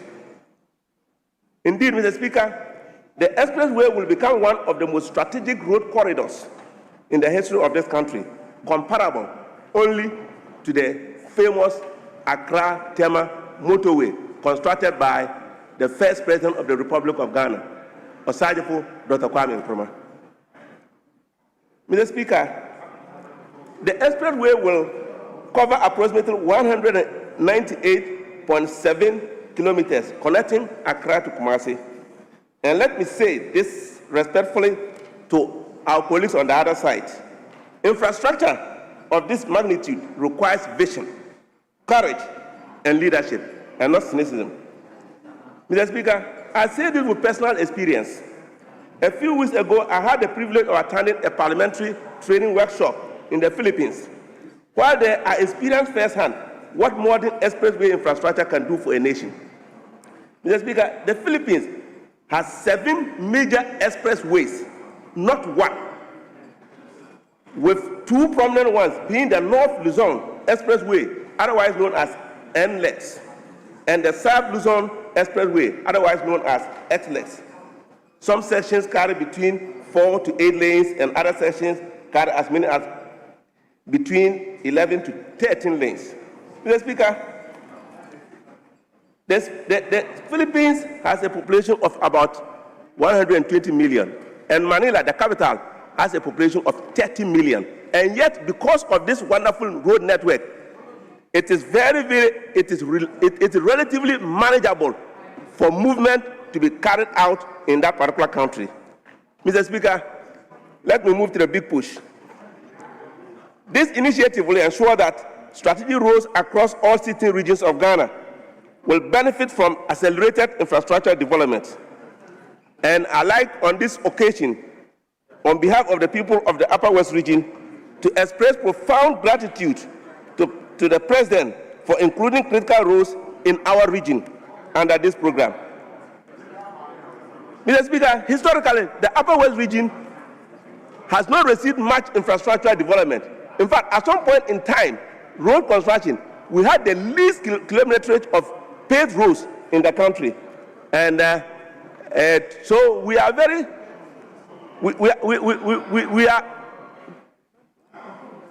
we commend the President and we thank the President for including us in the Big Push road program. Mr. Speaker, the roads which have been included include the following: Solawa Road, Navrongo Sicily Tumu Road, Tumuhengwa Road, Tumuheng Lora Road, and then Wahamli Road. Mr. Speaker, these roads will certainly open up the Upper West region. Let me, Mr. Speaker, move to aviation, that is transportation. The President announced the construction of 3 new airports, including the Wa Airport. Mr. Speaker, let me say that I was privileged to be part of the team that acquired the site for the new airport, that is at Kwerisi. And this was in 1995. The people have been waiting for the construction of. Honorable Bid, thank you very much. Let's now turn our attention to Honorable Tia Kabilu. Very well. So let's move to Honorable Kingsley Ajimai. Honorable Kingsley Ajimai, you have 5 minutes. Thank you very much, Right Honorable Speaker, for the opportunity to make some few commentary on the State of the Nation address by His Excellency the President. Listening to the debate and the commentary from the other side, one begins to wonder if it is really the State of the Nation that the President presented to us. Mr. Speaker, if you indulge me, I want us to go to page 11 of the President's address. specifically paragraph 2, and I want to paraphrase or quote him. He says, "Our nation is on the runway. It is in takeoff mood, and you are all advised to fasten your seatbelt," unquote. Mr. Speaker, this means that it has taken the president 15 months, if he was the captain of an aeroplane, to just push back and taxi to a runway. I mean, it is not surprising that headliners or frontline policies that they mentioned in their manifesto, such as the big push, which they are debating around as perspectives or perceptions and not realities, has not seen the light of the day. Their famous 24-hour economy, the expected number of employment that they ought to have done, have all not materialized because for 15 months, the president was pushing back to taxi to a runway. So if you have a flight duration of, let's say, 4 hours, you have used basically 1 hour or 1 hour, 30 minutes just to push back and taxi to a runway. I believe this is not the way to go, and that we have to be more serious with the way we govern our country. Mr. Speaker, the president's statements or address was interpersed with a lot of levity. Why do I say this? If you go to page 27, where he sought to address a problem, and with your permission, I quote, "Today, NCD accounts for over 40% of all deaths in Ghana and remain a major case of household poverty." Mr. Speaker, in a nutshell, what the president is telling us is that 1 out of every 2 deaths that happens in this country is as a result of an NCD. A very big problem, huge problem, that if you are a president of a country and you are confronted with a situation where 1 out of 2 deaths happens and it comes from a categorization of a public health called an NCD or non-communicable disease, and you will laugh at this. His solution to this huge or elephant-type problem was the creation of a Ghana Medical Trust Fund, what all of them are alluding to as Mahama Cares.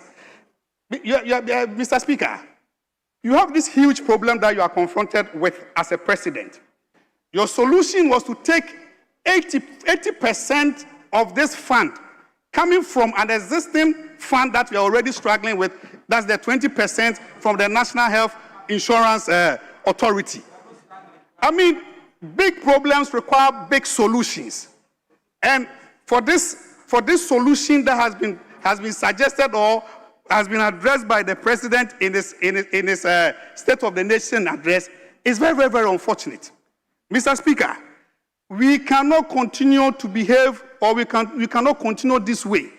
How can you take 80% of a fund from an existing problem or a problem that is killing 1 out of 2 deaths that happens in this country is as a result of an NCD? Why this? I think there should be more. There should be more rigorous financing when it comes to healthcare. The mere fact that you want to etch your name in what President Kufuor did by bringing about economic accessibility to healthcare, where no one is denied healthcare because of their low socioeconomic setting, does not mean that you should be in a hurry. It does not mean that you should be in a hurry to bring about something. I mean, policies must be very thoughtful, and we must take the people of this country very serious. 1 out of 2 deaths cannot be solved by bringing about what they call Mahama Cares. Thank you very much, Mr. Speaker.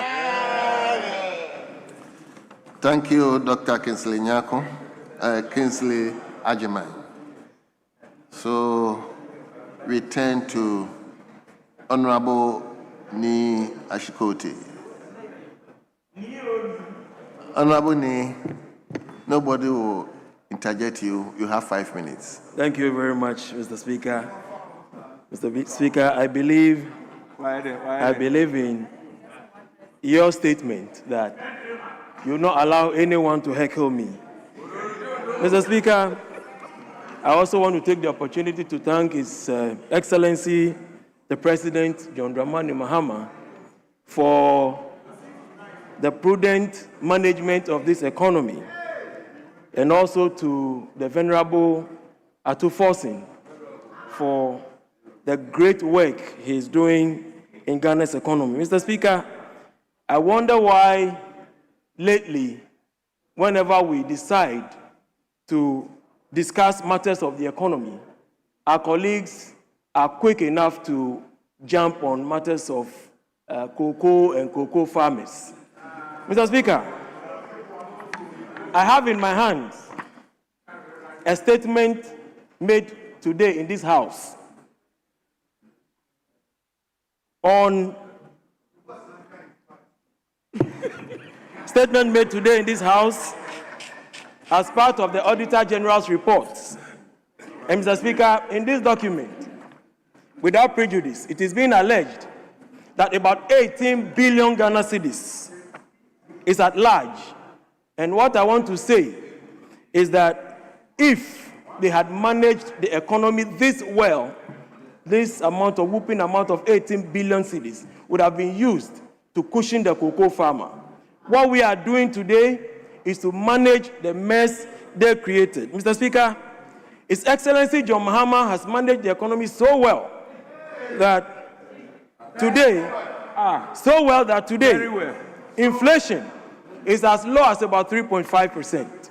And this is gradually reflecting, 3.3%, reflecting in the practical lives of our people. Today, the amount of money you spend to buy a bag of rice is far less than what you would have used to do same under the NPP.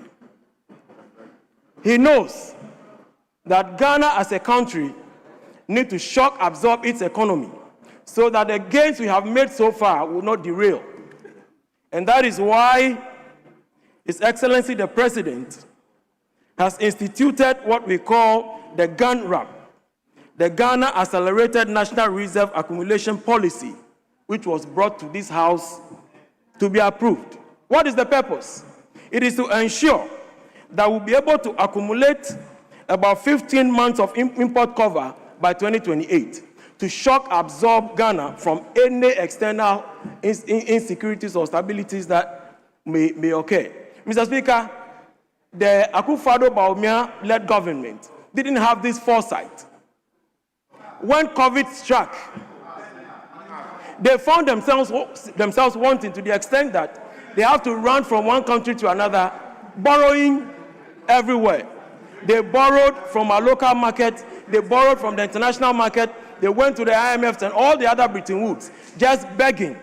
But we are being proactive to ensure that we build Ghana's base to the extent that whenever there are any external shocks, we'll be able to manage it, that it will not affect the Ghanaian that bad. Mr. Speaker, under the NPP, they made the Ghanaian lose confidence in that famous phrase, what I call the phrase of destiny, in Dr. Kwame Nkrumah's independence delivery, that the black man is capable of managing his own business, his own affairs.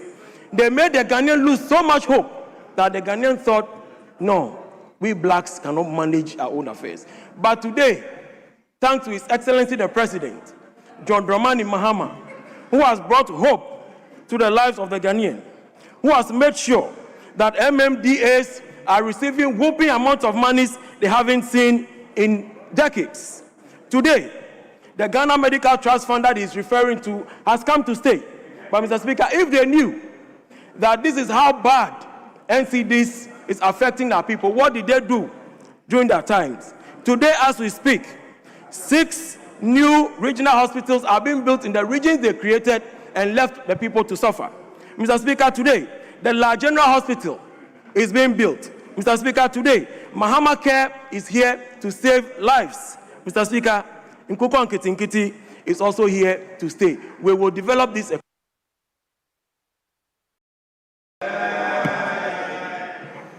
Very well.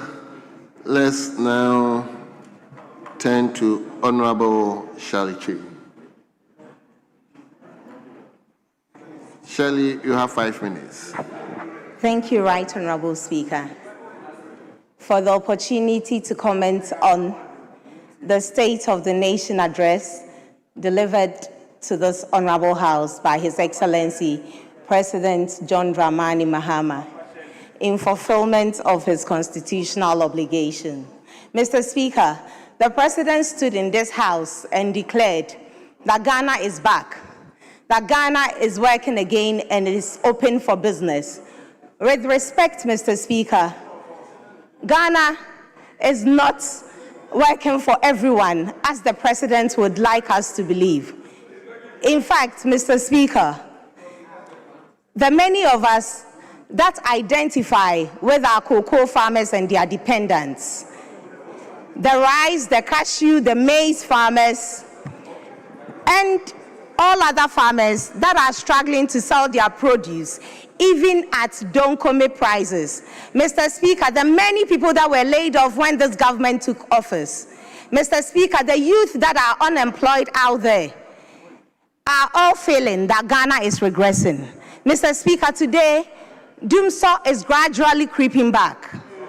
Mr. Speaker, the comrades in this house, promised a stable energy supply as the foundation for the 24-hour economy and for the development of this country. Yet today, even our regular 8-hour energy supply cannot be guaranteed, Mr. Speaker. Mr. Speaker, these outages are now labeled as planned and unplanned maintenance, emergency, unscheduled and scheduled repairs. Mr. Speaker, they can call it all the names in this world and avoid doomsday and load shedding. But the truth is that if they toss it upside down, if they flip it sideways, Mr. Speaker, they can turn it inside out and call it whatever. The effect and the value is the same. A stark darkness. Mr. Speaker, the Electricity Company of Ghana continue to publish widespread outage schedules.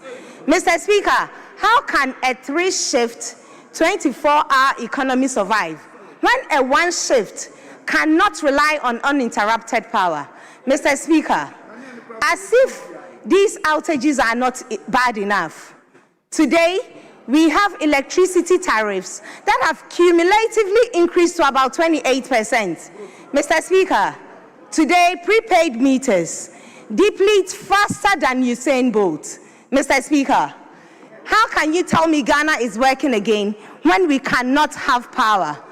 Mr. Speaker, let me take you to Mr. Speaker, across our markets, in Abobloshi, in Fomina markets, in Akachi markets, Kejetia, Edum, Nkawie, Ebua Kwasepase markets, and beyond, small businesses are struggling. Mr. Speaker, today, the cold store operator is losing stocks. Mr. Speaker, our barbers, our hairdressers, our seamstresses, small business operators like our block-making factory operators, they are all feeling the pinch. Mr. Speaker, the sad truth is that we have seen this movie before. We have seen this movie before and it didn't end well. If it was a Kuma Wood movie, we would dub it Timami 4 Amani Hunu Part 1 and 2. Mr. Speaker, Timami 4 Amani Hunu Part 1 and 2. Mr. Speaker, Mr. Speaker, let me take you to a community engagement I had over the weekend. Mami Ekwefriye in Nkawie Kuma would like me to ask Mr. President if doomsday is back. Because he would like to know if doomsday is back, then she can plan. Mr. Speaker, if indeed we are experiencing power outages, we would like the President to come out with a clear timetable so businesses and individuals can plan. Mr. Speaker, how can we say Ghana is working again and is open for business when power, the backbone of productivity, is unaffordable, unreliable, and unpredictable. Mr. Speaker, permit me to take you to the housing sector. In the President's maiden address to this House, he said, and I quote, "The quality of life in any nation relies significantly on what..."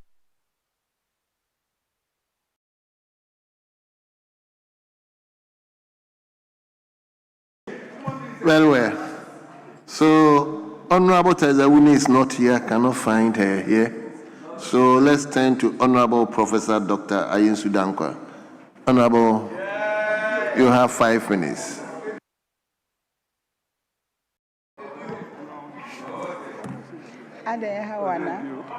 Thank you, Mr. Speaker, for giving me this opportunity to comment on the State of the Nation's address. Mr. Speaker, I'd like to commend the President for his thoroughness, insightfulness, and clear vision for the country. Mr. Speaker, the President stood on his feet for over 3 hours to lay down a visionary, consistent, and clear-cut agenda with nothing but evidence-based analysis. Mr. Speaker, he detailed how he will move this country towards a broader resetting agenda of Kwame Nkrumah proportions, Mr. Speaker. I will refer to His Excellency President John Dramani Mahama as Nkrumah 2.0. Mr. Speaker, the true state of the health of Ghana, the NHIS, Mr. Speaker, has been uncapped. Under uncapping, we had 3.4 billion extra funds in 2025, all of which have been pumped back into the health sector. Mr. Speaker, we came up with arrears in 2019, and all the arrears have been paid. Mr. Speaker, we have paid 4.1 billion in claims as of the end of 2025, to the extent that, Mr. Speaker, all claims are paid at the end of each month. No healthcare provider is owed by NHIS. We have a 3-month window to pay all claims. The tariffs have undergone revision, and new tariffs are awaiting ministerial approval.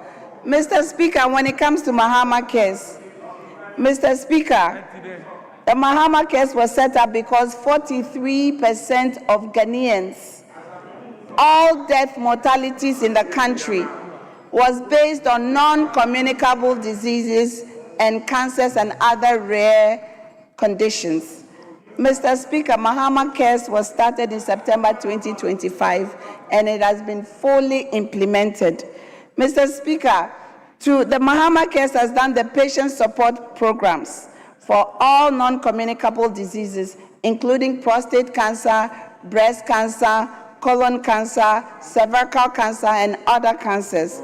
Mr. Speaker, up to date, Mahama Cares has paid 3.2 million cedis for treatment of Ghanaians, including treatment for brain surgeries, open heart surgeries, chemotherapy, radiation therapy, and minimally invasive procedures. Mr. Speaker, currently Mahama Cares is establishing 3 cardiac centers, 1 in Kumasi, 1 in Tamale, and 1 in Kolebu Teaching Hospital, Mr. Speaker. These are not just cardiac catheterization centers, but they are 4 cardiac centers. Mr. Speaker, currently, most Ghanaians travel outside the country to access proper cardiac care. With these 3 cardiac centers, Mr. Speaker, no Ghanaian will have to travel outside the country to access quality, high-level, specialized care. We can have that quality, high-level, specialized cardiac care right here in Ghana, Mr. Speaker. Mr. Speaker, Mahama Cares is also working on training our specialists in this country. Mr. Speaker, currently, Mahama Cares is training 100 specialized nurses in areas that are very difficult to find nurses, like oncology, nurses who take care of cancer, like nephrology, nurses who take care of kidney diseases, endocrinology, nurses who take care of endocrine problems, cardiology, neurology, and critical care, Mr. Speaker. Currently, we have a deficit of critical care nurses in this country, and Mahama Cares has put a fund together to train 100 of these patients, Mr. Speaker. Mahama Cares is also working with the Ghana College of Pharmacy to train 100 pharmaceutical specialists, Mr. Speaker. When we come to free primary health care, the policy will be launched next month. Mr. Speaker, the idea is finally Ghanaians at the CHIPS compound level, at the health center level, and also at the polyclinic level will enter the health system and get free health care. Mr. Speaker, to wait.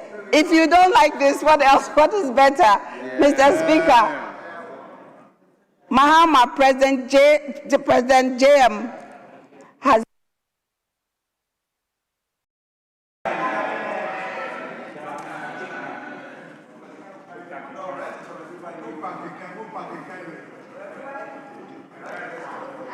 Let me now, from Professor Yinsu, let me go to Professor Kinsenyako. Prof, you have 5 minutes. Mr. Speaker, thank you very much for the opportunity to add my voice to motion number 11 on the states of the nation delivered by the President on 27th of February this year and moved on the 3rd of March this year by the Honorable Member for Bolgatanga Central, Mr. Isaac Adongo, and seconded by the Honorable Member for Asin South, Mr. Intim Fojo. Mr. Speaker, honestly, I was reluctant to take part in the debate on the state of the nation delivered by the President because I saw no difference between his delivery on the 27th of February and the one he delivered last year, and also from the budget statement that was delivered by the Finance Minister. I saw no difference. The only striking element I saw was just lamentations and blame games. That's all. Mr. Speaker, our friends tell us that the economy is robust, it is doing well. Inflation has come down to 3.3%. They are saying that the cedi is now stronger against the major trading currencies. GDP is about 6.6% or so. Mr. Speaker, in all this, the government is not able to pay cocoa farmers who through no fault of theirs, have found themselves in this precarious situation. If the economy is doing well, then we are expecting the government, headed by the President John Dramani Mahama, Mr. Speaker, at least to give them some bailouts.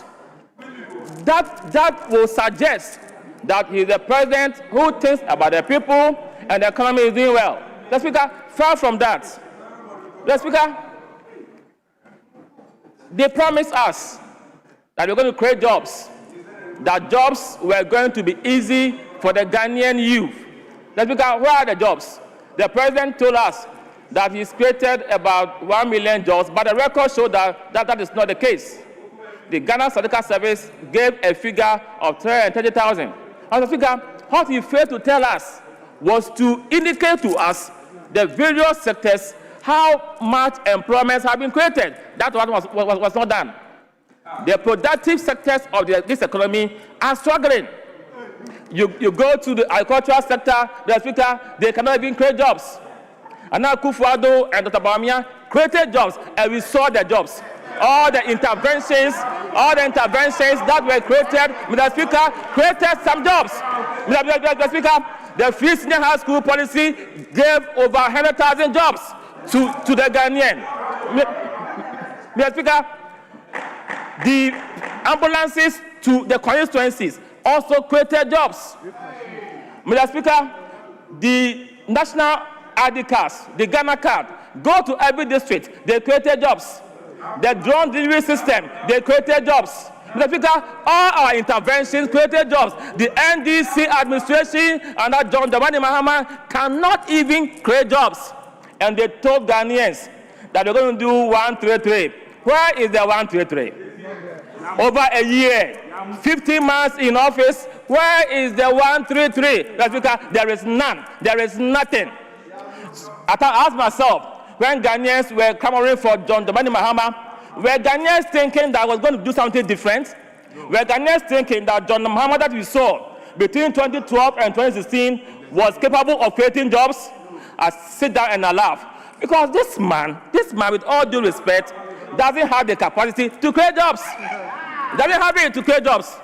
Mr. Speaker, and again, they told us, now as we speak, in Parliament, we are embarking on cost-cutting measures. Under the MPP administration, there were no restrictions as to travels in terms of capacity building. But under the NDC, as we speak right now, all these have been curtailed. You are sitting there, you know what I'm talking about. Mr. Speaker, the State of the Nation address didn't offer any hope to the Ghanaian. We are tired of the lamentations and the blame game. Honorable members, thank you very much. It is now the turn of Honorable Yusuf Suleiman.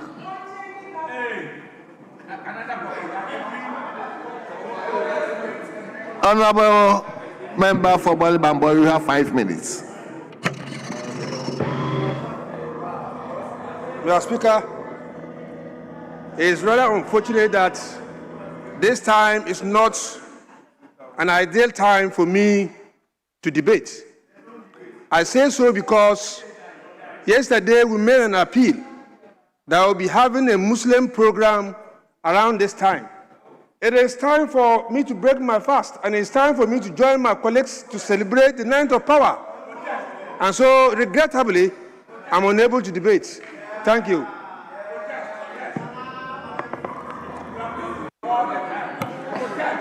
So let's turn to Honorable Charles Abebe. 5 minutes. Thank you very much, Mr. Speaker. I also rise to thank the President for fulfilling the constitutional mandate of coming to give the State of the Nation. Mr. Speaker, last year we procured vaccines at a cost of $24.5 million. This year, 2025, we are procuring vaccines at $49.5 million. Next year is projected to reach $54 million. These are the costs incurred by government in procuring subsidized vaccines from Gavi. By 2029, we will exit the Gavi system. And by 2030, government is supposed to fully bear the cost of immunization in this country. Mr. Speaker, it is for this reason that His Excellency the President, in his statement to the nation, stated that he would give the National Vaccine Institute $50 million. Mr. Speaker, this is to help us not overly depend on external sources for vaccines. This is also to help us to attain vaccine sovereignty and also secure health security for our people. Mr. Speaker, $50 million, the National Vaccine Institute is supposed to use it for one, support the two emerging manufacturing vaccine companies in the pharmaceutical hub. Two, help equip our researchers and also our scientists in vaccine production. We don't have that technology. And then also, finally, improve on research and development and build the capacity of the two regulatory companies in the vaccine space, that is the FDA and then NVIDIA, National Vaccine Institute. Mr. Speaker, so National Vaccine Institute will use that to build a multi-sectorial multi-dimensional lab which will equip our scientists to design and improve and help develop vaccines today and for the future. Also, interestingly, Mr. Speaker, one of the very important things that has happened is government partnering the private sector, Atlantic Life Sciences, to partner a foreign company, that is the PT Biopharma of Indonesia, to help develop tech transfer for us to produce a vaccine in Ghana. Mr. Speaker, for the first time, after 69 years of independence, Ghana will produce its first vaccine through the National Vaccine Institute. And in this particular vaccine is the tetanus diphtheria. And it's going to be produced here in Ghana through the tech transfer. This product will also achieve the advanced market commitment framework, which is being developed by the Ministry of Health and the National Vaccine Institute. This milestone, Mr. Speaker, represents a very historic breakthrough. And we must acknowledge the work of the emerging vaccine manufacturing companies, Atlantic Life Sciences and DEK Vaccine Limited. Mr. Speaker, there's an opportunity for Ghana to take advantage of this foundation the President is helping us build. By 2024, Africa wants to source all its vaccines locally, at least 60% of it. And if this foundation that is built, Ghana can take advantage of it to become the regional hub for vaccine manufacturing, vaccine production, vaccine innovations, and even produce the human resource and transfer them, export them to other African countries which need their support. Mr. Speaker, as with this development, we will guarantee uninterrupted access to life-saving vaccines for infants, neonates, children, and the future generation of this country. I thank the President very much for the support of the National Vaccine Institute. With these few words, we thank you very much for the statement. Thank you very much. Let me now turn to Tema Central, Charles Forson. Honorable, you have 5 minutes. Thank you, Mr. Speaker. Mr. Speaker, I rise to comment on the State of the Nation address as delivered by the President of the Republic in fulfillment of Article 67. Mr. Speaker, it was a long 3 hours of lamentation, I must say. The President told the House that he's delivered a 1 million job to the good people of Ghana, meaning that per the numbers, every constituency may have gotten approximately about 3,600 or something. But I wish to contextualize things in the case of Tema Central. Tema Central, be you NDC or MPP, we are brothers and sisters. And some few weeks ago, the NHIS office was locked by no less a person than the constituency chairman, the NDC constituency chairman, ably supported by the constituency secretary, together with all functional executives and their ward, all because of one job placement. They locked the place. Mr. Speaker, the President may come here, throw out all the numbers, but the chickens will surely come home to roost. With regards to chicken, the President also made mention that he's giving some 720,000 day-old chicks to some 13,000 individuals, meaning that every person may have gotten about 55. But when you go to the market, some day-old chicks cost as less as 2 cedi and even 1 cedi. But let me use the average of even 10 cedis, meaning that he's trying to tell us that he's empowering people with just 550 Ghana cedis or 110 Ghana cedis. Is that the transformational drive that he was talking about? Mr. Speaker, it saddened my heart. My good uncle from Aguna Nyakrum, Guzitano, he's been placed at the 24-hour economy, the 24-hour directorate. and the secretariat. He's been given how much? 110 million. That is less than $10 million. And the president is saying that he needs to incentivize and transform our industrial base with a 24-hour economy with $10 million. How is he going to do that? I believe that we came to sit here for over 3 hours to listen to lamentations. Mr. Speaker, I remember watching the Vice President of the Republic until the President made mention of the 401 million. She never smiled. That was the only time she smiled. But when you do the numbers, the 401 million divided by 276 constituencies, meaning that every constituency would get about 1.4 million. But I remember then running mate, Professor Jainana Ajiman, coming to my constituency. She was in Committee 9 market. She came to Committee 8 market. She was at Committee 4 market, promising them that she will give them money to work. When you do the tabulation, meaning that each trader is going to get just about 100 cedis. What are they going to do with the 100 cedis? Mr. Speaker.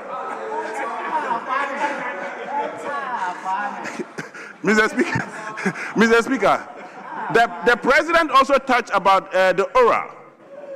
The ORA, we believe that they promised that they were going to retrieve some $21 billion.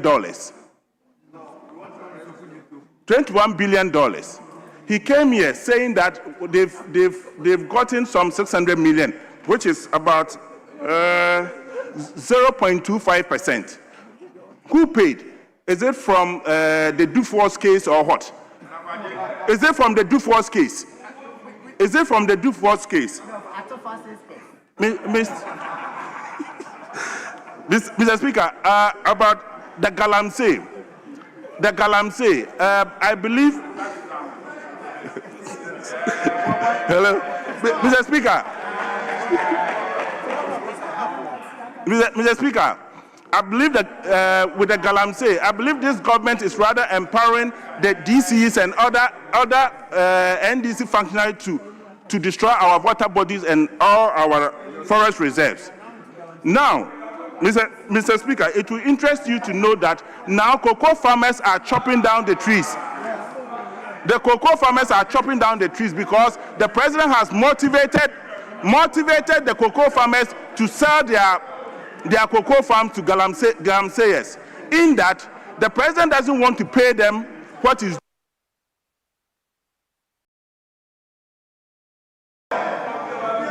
Thank you very much.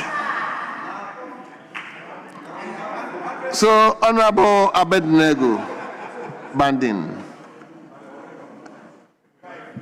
Honorable, you have 5 minutes, unfortunately. Thank you, Right Honorable Speaker, for the opportunity to contribute on the President's State of the Nation address.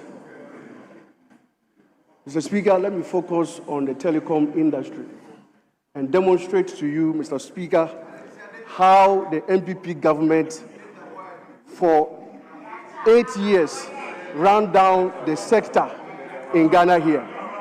Mr. Speaker, His Excellency, the President of the Republic of Ghana, John Dramani Mahama, handed over a buoyant telecom sector to the MPP government in 2017.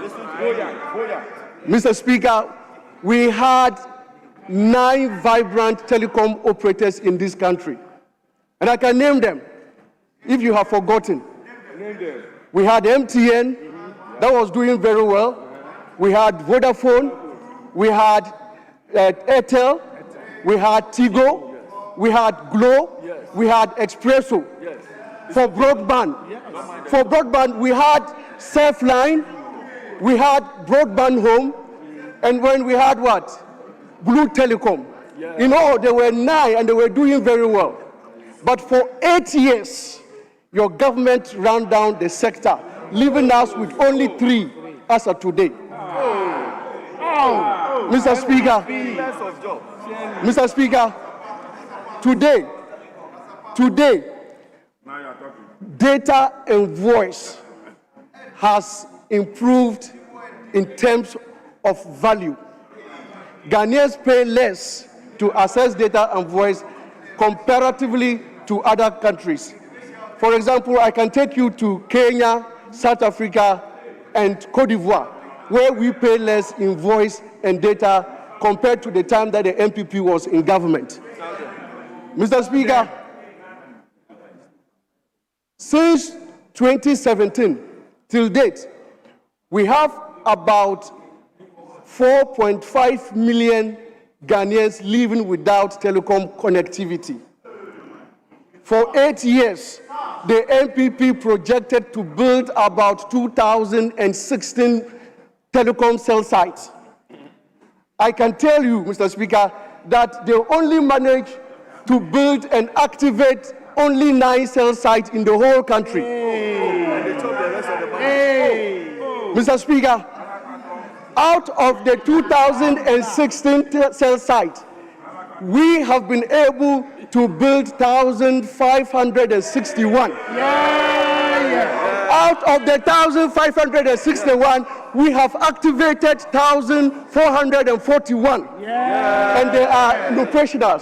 If you go to your constituencies, you will find out that they are working, and our rural folks now enjoys telecom services. Mr. Speaker, I am not surprised that the Ghanaian people have nicknamed His Excellency the President Tok Na Do.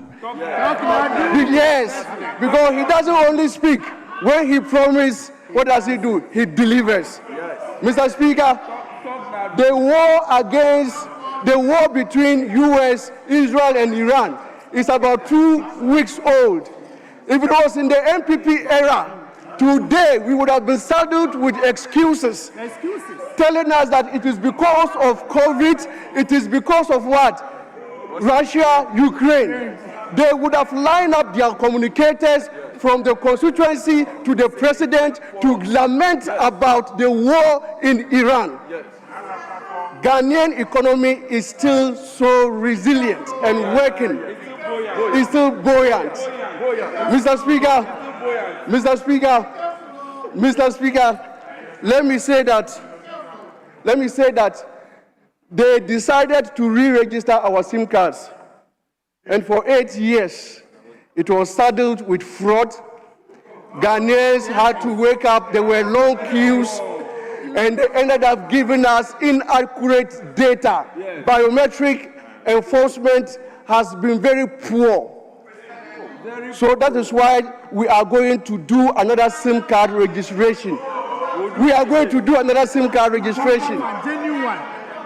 Mr. Speaker, the 1 million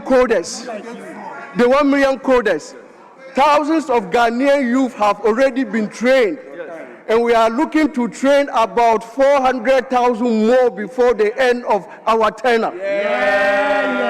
Mr. Speaker, if it was in their era,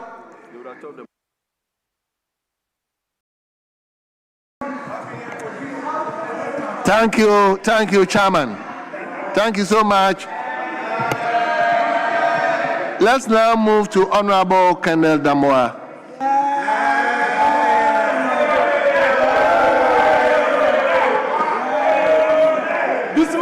This man. Honorable, you have 5 minutes. Thank you. You see, that is the man of the moment, you see.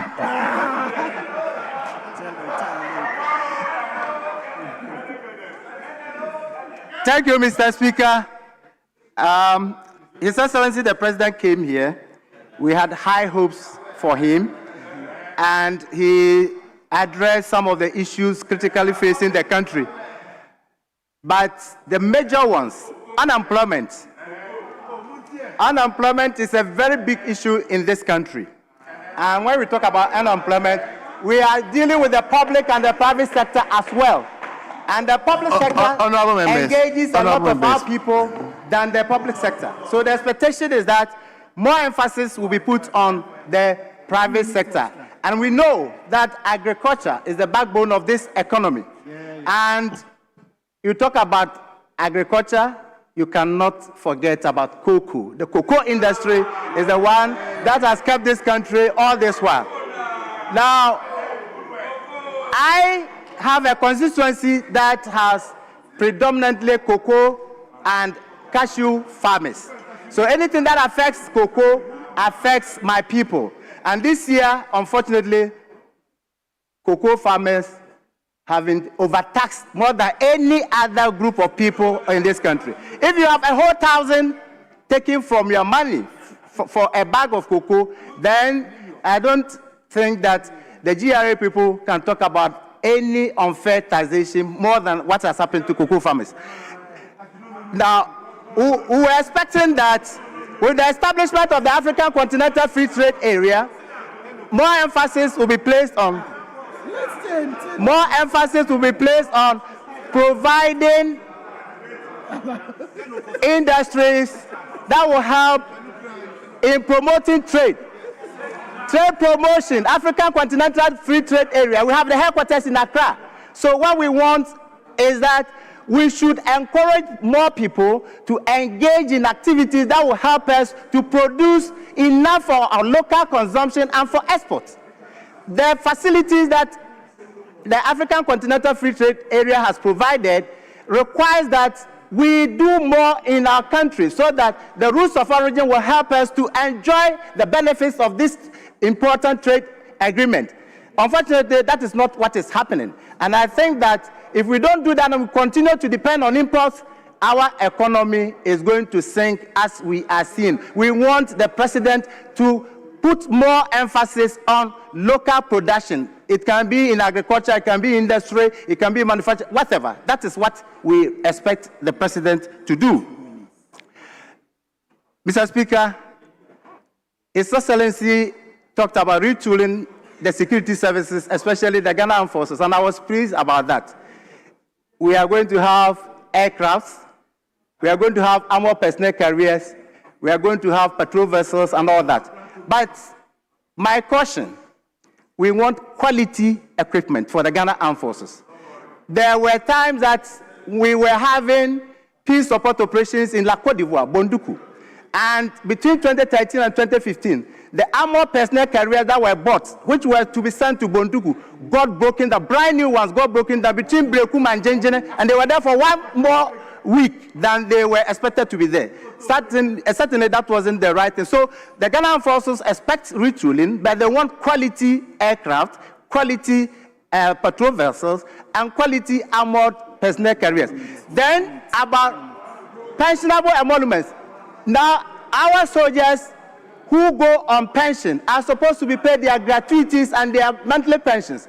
Unfortunately, because the government lumped all of them together, over 3,000 at a go to be released, it became difficult for them to be paid. And then we are putting the blame on not budgeting for them. It is because you rush and send all of them home at a go. That has never happened, and that is a bad strategy. The Vaccine Institute, it was the former president and his able vice, now the presidential candidate of him, who brought about that. They passed the law and established and gave a seed money of $25 million. Today, we are only hearing about promises. Nothing. Nothing has happened. So, we want the president to invest more in vaccines. Put money there.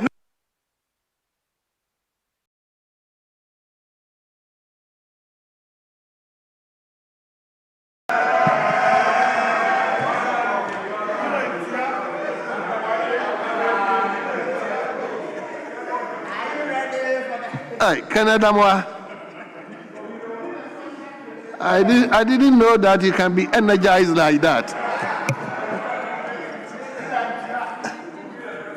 Honorable members, it is now the turn of Honorable Emmanuel Intikumi. Honorable, you have 5 minutes. Thank you, Mr. Speaker, for indulging me to comment on the State of the Nation address. Mr. Speaker, I want to applaud His Excellency John Dramani Mahama for his visionary leadership and his bold resolve to fix the health sector mess that was bequeathed to him to manage by the erstwhile MPP administration. Mr. Speaker, when a visionary leader speaks, he inspires national development and unity by presenting compelling, hopeful, and clear future that resonates with the aspirations and hopes of the people. And that's the hallmark of His Excellency John Dramani Mahama. Mr. Speaker, health is not merely health services. It is the backbone of national productivity. His Excellency John Dramani Mahama had it right by saying that I want health sovereignty. I want to do domestic financing of our health sector. Mr. Speaker, we were here when donor agents' support declined drastically from 19% to paltry 2.2%. We were here when US aid withdrew their support to Ghana Health Service for essential health programs. Right, Honorable Speaker, this was a defining moment because the gap of 2.4 billion financing was left for His Excellency to decide on what to do. He had two options. He had two options, either to lament or to lead. Mr. Speaker, he chose to lead and he acted decisively. Right, Honorable Speaker, the other side of the aisle, they know the importance of health sovereignty and domestic health financing. And that is exactly what His Excellency did for this country. In 2026, direct financing or government funding amounted to 72% of the total health spending. What did you do? You did only 56.8%. Core allocation amounted to 23.3 billion Ghana cedis. And if you put it together with the national health insurance resources, it amounted to 34.7 billion Ghana cedis of the total health spending. Right, Honorable Speaker, this is not accidental. It is deliberate by His Excellency John Dramani Mahama. It is a clear commitment to domestic health financing and health sovereignty. Right, Honorable Speaker, we all know what has happened to the national health insurance. Uncapped, hope restored, confidence, boosted. People have enrolled, and it has risen from 57% to 66%. Right, Honorable Speaker, claims are timely paid now than before. Mr. Speaker, this is reform in action. This is how you protect universal health coverage by funding sustainably. Right, Honorable Speaker, before I conclude, we all know that these are measurable reforms. It is not rhetoric. From 56.8 to 72% domestic financing. Honorable Speaker, from delayed national health insurance scheme claims to timely payment, from donor vulnerability to health sovereignty, from infrastructure stagnation to expansion. Honorable Speaker, from neglect of chronic and non-communicable disease.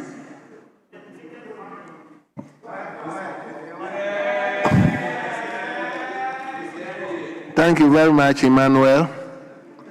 Let me now turn to His Excellency Amprechum Sapon.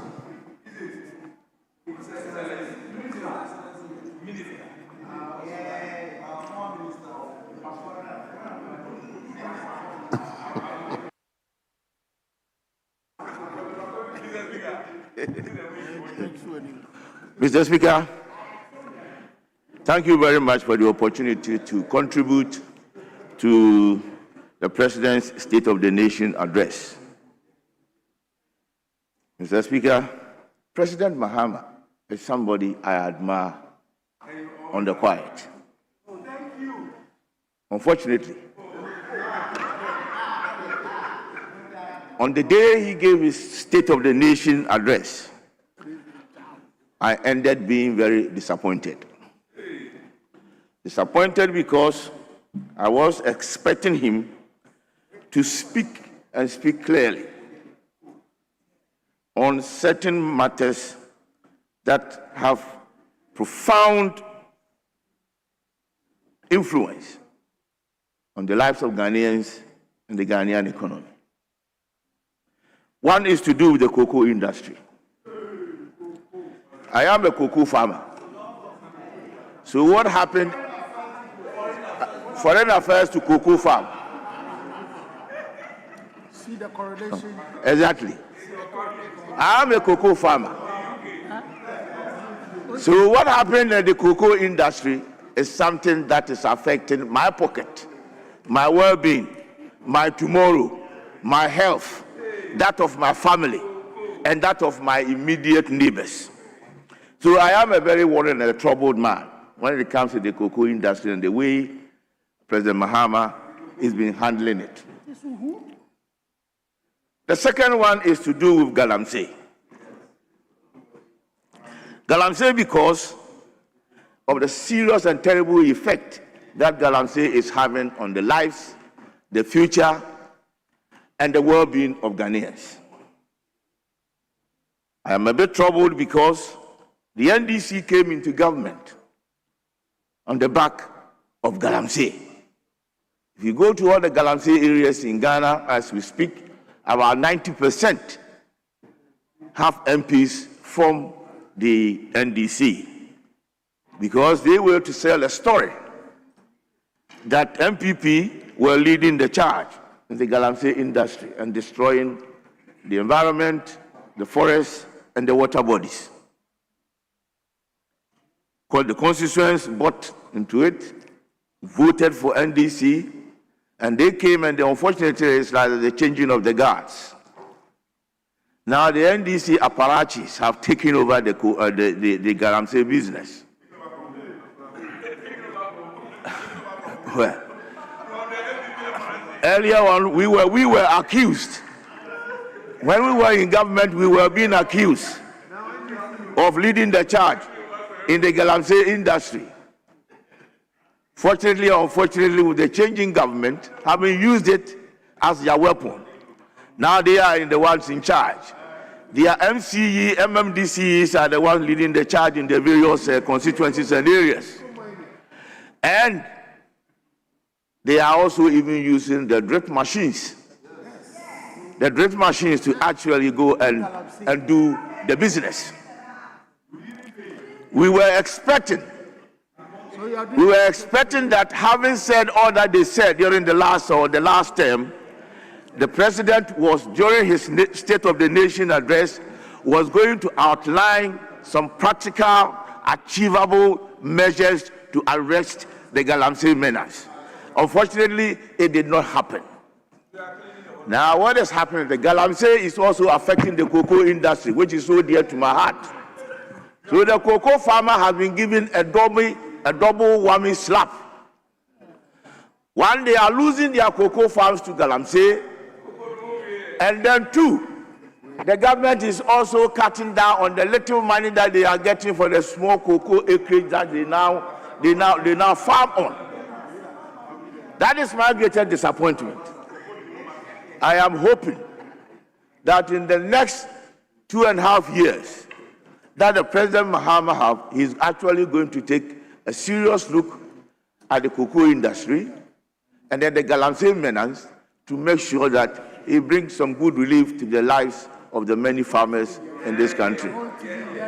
Mr. Speaker, with these few words, I would like to thank you for the opportunity. Thank you very much, Honorable.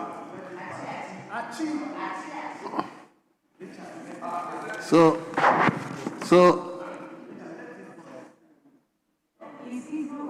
Mr. Speaker, sorry to do this. For the records, we have not taken over any Galamsey activities from anybody. No. There's no single Galamsey activities in Biais. Leader. In Biais. Leader. There hasn't been any single Galamsey activity. Leader, no. So, Amber Parks. No, leader. Do your Galamsey. Leader, no. This.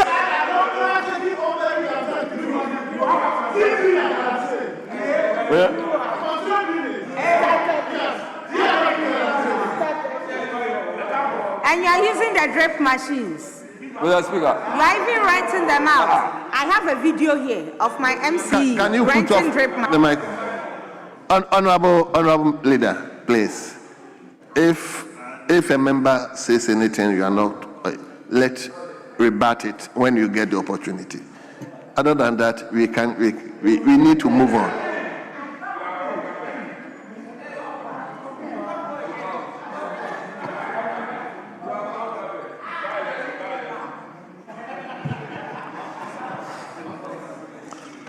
Very well.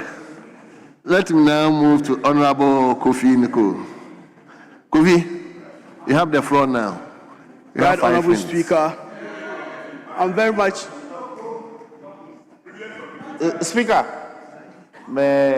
I wouldn't want to do this, but just a guide for our younger ones. The protocols on the floor, they are very strict. So we may relax the rules, but they must, as much as possible, try to have regard to the protocols in terms of crossing. Yeah. Because there are people out there watching. Very important. Yes. Very important. It is only when we are doing consideration, when there is tilted, it is then that you can. So, Honorable Shari, please, let's make sure you go through that way. Yes.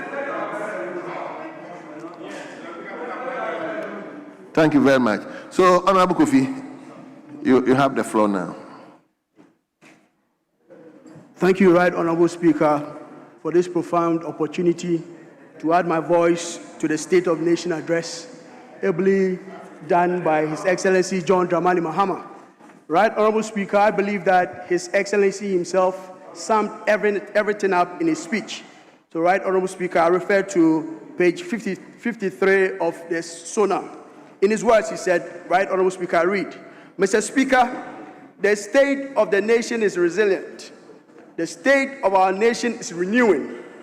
And our nation is firmly in the hands of its people. Right Honorable Speaker, why would I say that? Because we would all agree with all the statements made that we inherited an economy that was in the baddest of states. Now, right Honorable Speaker, I'm surprised that our colleagues are always talking about cocoa. And surprisingly, the best brain, who was the CEO of CocoaBoard for 8 years, he has now passed his speaking notes to his son to be telling us how we could have managed CocoaBoard and the cocoa industry. Right, Honorable Speaker, what could they have done differently? For 8 years, this same person ran down CocoaBoard, and now his son is now the one with new ideas to resurrect CocoaBoard. What could they have done differently? Right, Honorable Speaker, the mess that was caused was in all sectors, from infrastructure to health to education and energy. Now, Right Honorable Speaker, when it comes to energy stability, domestic consumption, and also a government that is serious about industrialization doesn't play with the energy sector. Now, what did we see when we came to power, Right Honorable Speaker? An energy sector that was in coma, rendered with debt that was being pushed along the way. But His Excellency John Dramani Mahama, he, the leader of this government, as always, takes bold decisions. Right Honorable Speaker, for the record, when we came to power, energy, the lights were having issues. I remember the former president saying that they left the lights on. No, it wasn't true. Actually, the debt that we came to meet, Right Honorable Speaker, was 80 billion Ghana cedis. And when there is debt, Right Honorable Speaker, it affects everybody on the value chain, from generation to transmission to distribution. Now, the good news is that, right, Honorable Speaker, for investors to invest in our energy sector, i.e. our crude oil exploration and everything, we needed a guarantee. So His Excellency John Dramani Mahama, in his own wisdom, put in place an insurance cover, which was $500 million, a World Bank partial risk guarantee. Right, Honorable Speaker, the former government couldn't manage this. So eventually, investors were not willing to invest in our crude production. And that is why crude production declined, dwindled, almost about 32%, right, Honorable Speaker.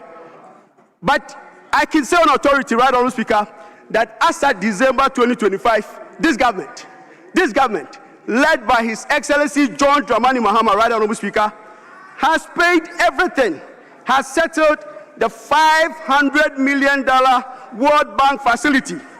And the good news is that, right, Honorable Speaker, because of this, investor confidence has returned back to our oil production. And that's why, right, Honorable Speaker, just last week, Taro Oil and the Jubilee partners have extended their production period, attracting an investment of $2 billion. $2 billion.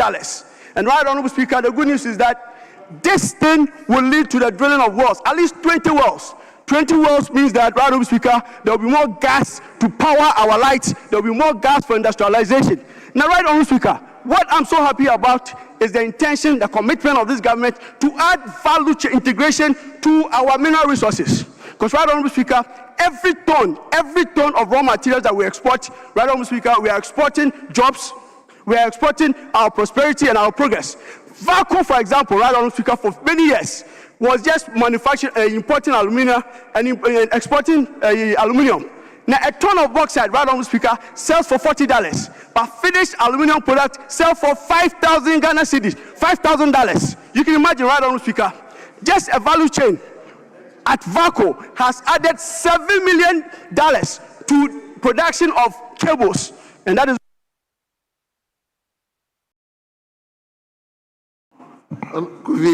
Unfortunately, so you'll get another opportunity. So let's turn to Honorable George Abuaje. Honorable, you have 5 minutes. 10 minutes. Thank you.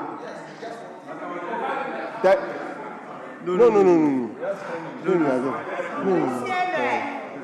Thank you. He said.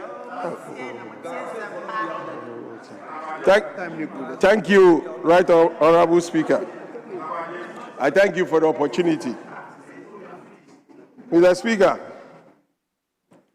His Excellency the President was here to deliver the message on the state of the nation.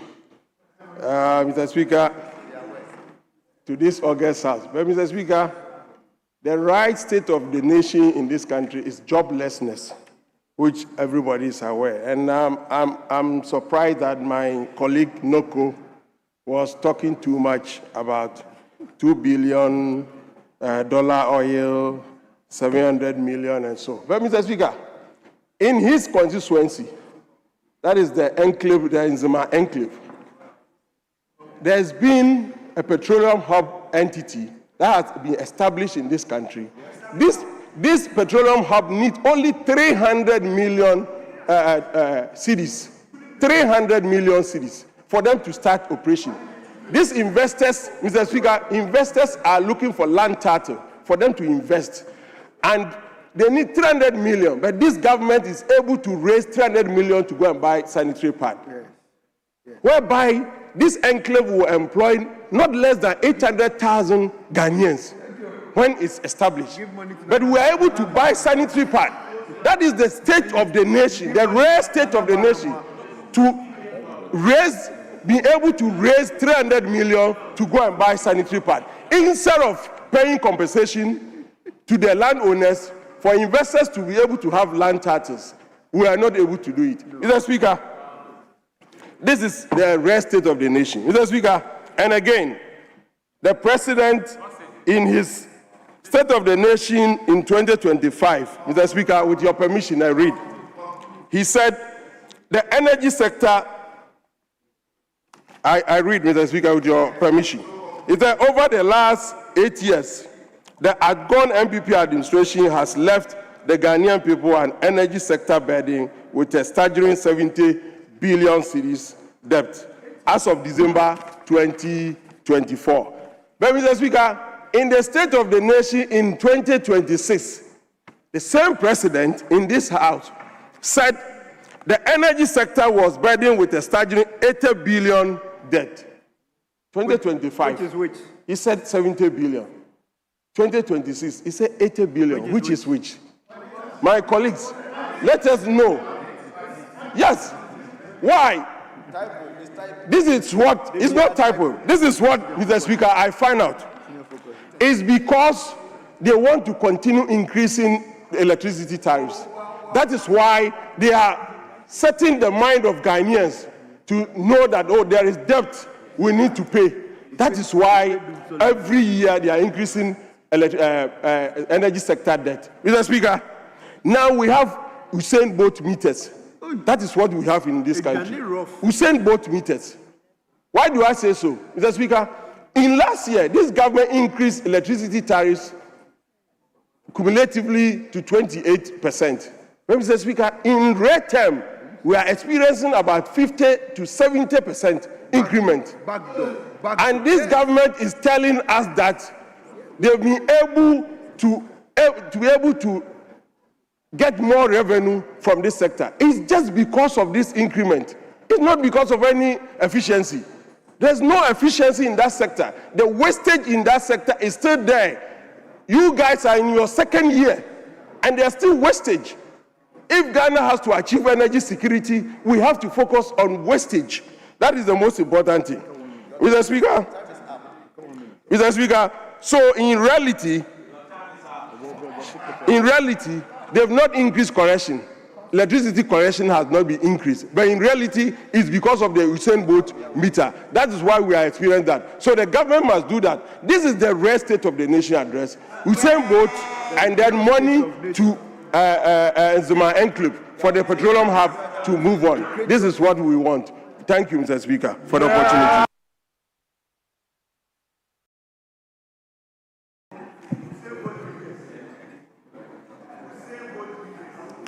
It's Honorable Alexander Ocheji. Yes, Honorable, you have 5 minutes. Thank you, Mr. Speaker. Mr. Speaker, I stand to support the motion ably moved by the Honorable Member for Bolgatanga Central, Honorable Isaac Adongo, and in so doing, I wish to thank His Excellency the President, John Dramani Mahama, for respecting Article 36(5) and Article 67 of the 1992 Constitution by delivering a masterful message on the state of the nation of Ghana. As chairman of the Select Committee on Trade, Industry and Tourism, I find this address to be more than a speech. In fact, it is a multidimensional strategic roadmap designed to move Ghana from import-oriented to a position of continental trade leader. Mr. Speaker, conspicuously, every bit of information in this address is backed by data. For instance, the economy of Ghana has not only been recovered, but it has expanded by $113 billion, catapulting Ghana into the top 10 economies of Africa. Mr. Speaker, the growth, or this particular growth, is anchored on a stellar trade performance of Ghana. by December 2025, our current account recorded a surplus of $9.1 billion, which is 8.1% of GDP, from $1.5 billion in 2024. The expansion in Ghana's economy is attributable to the sterling performance of the economic policies of His Excellency John Dramani Mahama.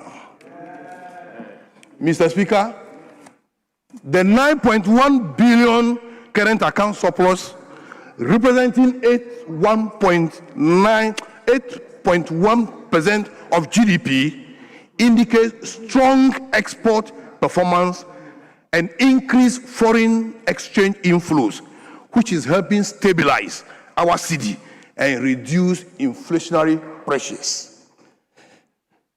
The foregoing undoubtedly strengthens investor confidence in the economy of Ghana. Two, it also attracts investment into key sectors of the economy of Ghana. It creates opportunities for job and business growth. This positions Ghana as a resilient and competitive economy capable of supporting development and improving the welfare of her citizenry. Mr. Speaker, the pillars of trade success indicate that the government's export-oriented strategy is yielding a remarkable result in Ghana today.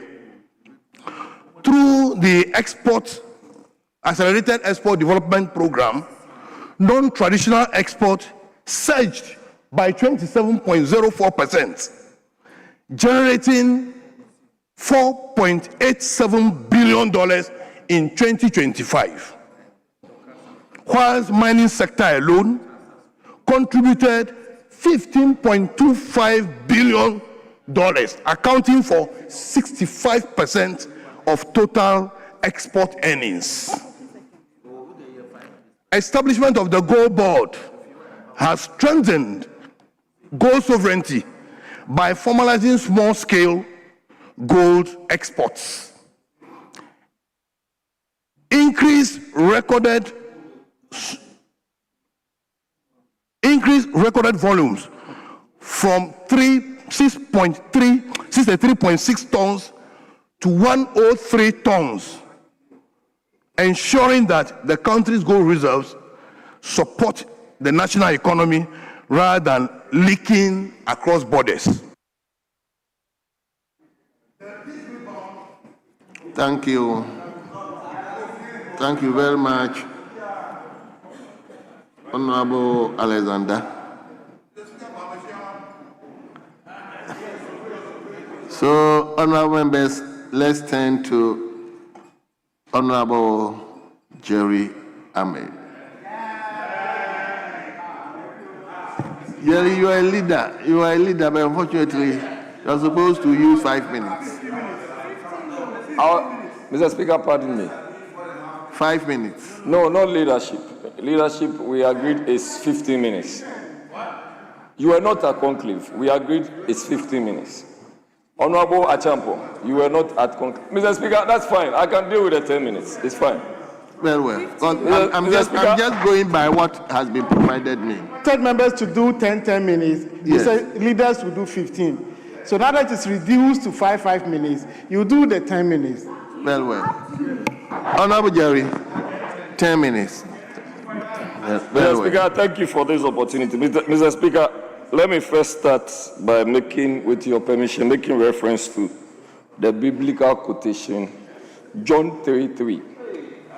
And Mr. Speaker, John 3:3, with your permission, I read. Jesus answered and said unto him, Verily, verily, I say unto thee, except a man be born again, he cannot see the kingdom of God. Unquote. Mr. Speaker, this John 3:3 has a lot of permutations with His Excellency President John Dramani Mahama. Mr. Speaker, let me just make a simple reference. This is the third time John Mahama has been made President of the Republic of Ghana.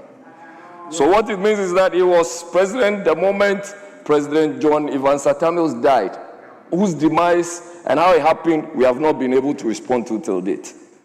After President Mills' death, sorrowfully, sadly, President Mahama took over. President Mahama came back 2012 to 2016, and President Mahama is back again. He came to this hallowed chamber, and he said to us, Ghana is back. Ghana is back. Mr. Speaker, do you know what is back? Incompetence is back. Mr. Speaker, do you know what is back? Deceit is back. And Mr. Speaker, do you know what is back? Recklessness is back. Disregard for human beings is back. Mr. Speaker, and I will show you how.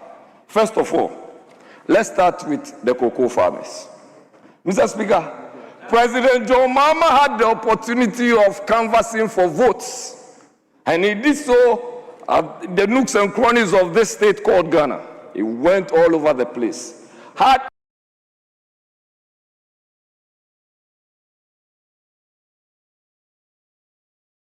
of Ghana, and you know what I'm going to do? Wherever President Nana Addo Dankwa Akufo-Addo had kept you, I was going to move you further up. President Akufo-Addo left cocoa farmers somewhere around 3,001 per bag. Mr. Speaker, do you know what President Mahama did? He came and added 500 cities, and they got 3,600. Do you know what is happening to them now, Mr. Speaker?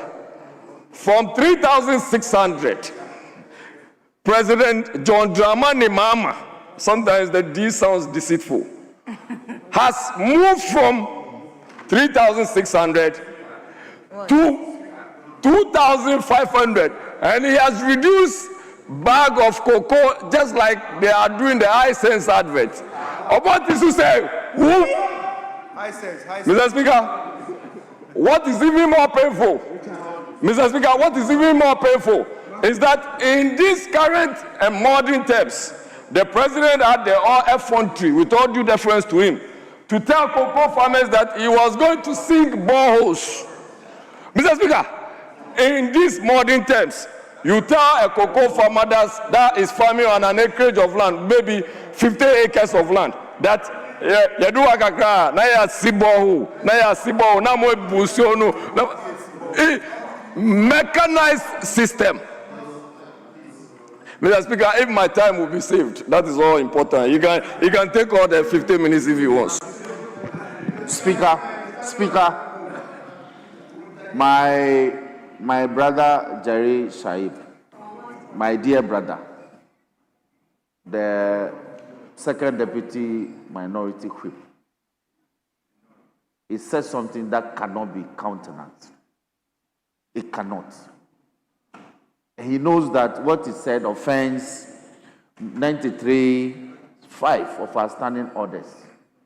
Speaker, with your leave, if I may remind him, Order 93, Rule 5 is couched in these terms. A member may comment on the statement for a period not exceeding 5 minutes, and the comment shall not provoke debate. Speaker, he cannot suggest for the records that the middle name of our president sounds deceitful. It cannot be. He cannot do that. He cannot do that. Well noted. He cannot do that. Well noted. Honorable Jelly, please withdraw that, please. Mr. Speaker, I have not said, and Mr. Speaker, when did it become a problem for us to stay in this chamber that people are deceitful? Honorable Jelly.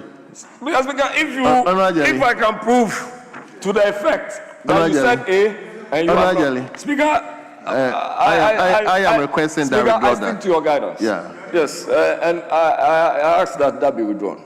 Very well. From the record, Speaker. Thank you very much. So tape records, please explain that, please. Speaker, I just want you to know have that to continue. The time I had spoken then was 2 minutes. Now it is You are continuing from. You are continuing from 4 minutes 34 seconds. I captured it, Speaker. 4 minutes 34 yes, seconds. The time I spoke was 2 minutes. Oh, the time he has spoken. Oh, the register, it was there. I noticed for. So Speaker, you continue. At this stage, for some of us who had the opportunity of benefiting from Cocoa Board scholarship, we ask ourselves, what is happening to the cocoa farmer? The man who struggled to put some of us to school. Why are we doing this to them? Why did the president even promise them boreholes when you are dealing with acreage of farms? Speaker, with deference to the president, if you have a farm that has a size that you are going to sink boreholes for the farmer to use the boreholes to cultivate cocoa, are we serious? Speaker, let me leave that. As we speak, yesterday we had some statements read by the minority chief whip, and it was on ECOSAT. And Speaker, that gave us a lot of information on how our forest is being degraded and there is deforestation all over the place. Speaker, you know why? Because we decided to change Precious Minerals, a marketing company, and relabel it, which is very usual with this side of government, that all they are used to doing is to do rebranding, to now name it Go Board. Now the finance minister comes to also give it another name. What are they doing? All they are doing is to encourage galamsey. Speaker, everywhere you pass, there is galamsey. Yes. There is eminent death trap in Bole, where the president comes from because of galamsey activities. Speaker, galamsey has become a problem to the extent that if we do not take care, including yourself, you will not be found alive in the next 20 years. What is happening? There are kidney issues, just like even the Minister of Health even came to talk about. There are all manner of gallbladder cases. And what we still think about is to make losses and to send people to London to go and have parties. And they will come and be celebrating. And then you will come and tell us that you've made loss of $214 million. Today, the Deputy Minister of Finance comes to stand here and is talking about 7 billion Ghana cedis when we have made losses on Gold Board only about 7 billion cedis in 2025, Mr. Speaker. And this is what we are talking about. Speaker, let me just make reference to something that you would have to know. And you would be very excited to get this. Speaker, and I picked this from the dailies. And this was captured on the 27th of February. And he says this: if you think Dumsor was bad, wait until the Buidam falls. Galamsey silt is physically suffocating the turbines that power half of Ghana. We are trading 24/7 electricity for a few bars of gold today. It is a national security emergency. The people demand accountability. DCs and MCs in these gold mining areas, all they are doing is galamsey. Speaker, this is the picture. Look at the Buidam.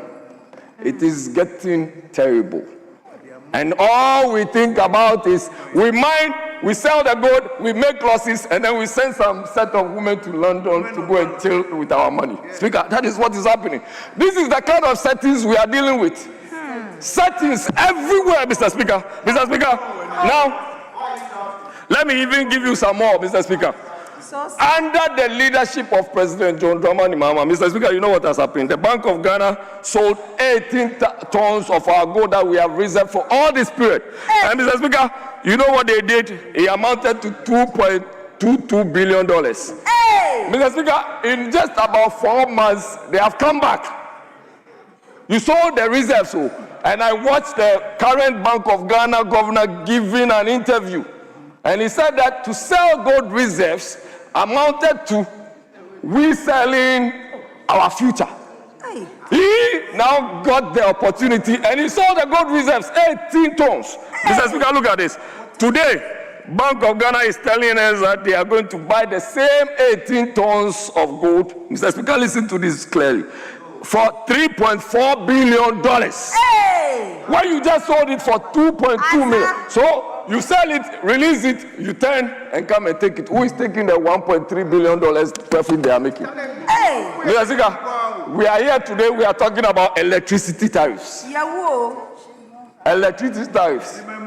You come here to this parliament and take what we call the Doomsday levy. You have taken the Doomsday levy. After taking the Doomsday levy, which is 1% on every petroleum product, you turn back and all you are doing.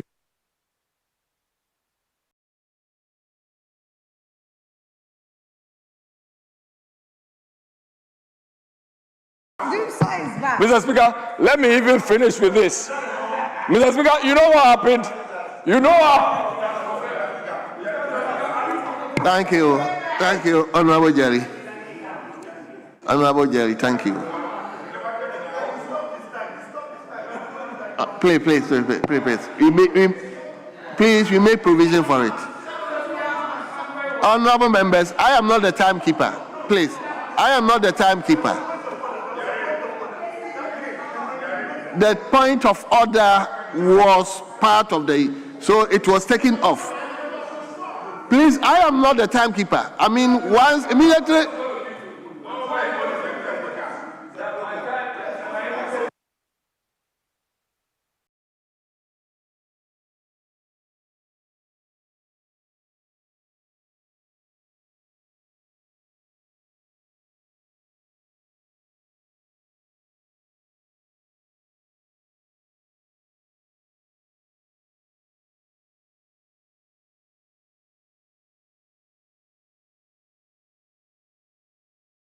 I am not the timekeeper. So if for whatever reason there's an interjection and I allow that, yours will stop. Please, that's the process. It's not mean. It's not mean. Yours will stop until the interjector stops, then your time start counting again. So that's the process. It's not me. That's the timekeeper. I have nothing to do with the time.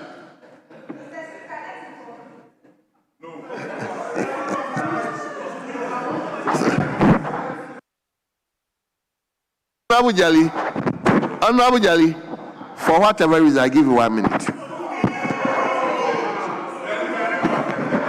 That is my benevolence.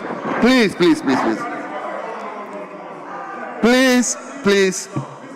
That is. Come again. No. Honorable Echampong, that is my own. 1 minute, please. Mr. Speaker, I'm extremely, Mr. Speaker, I'm extremely grateful to you. Mr. Speaker,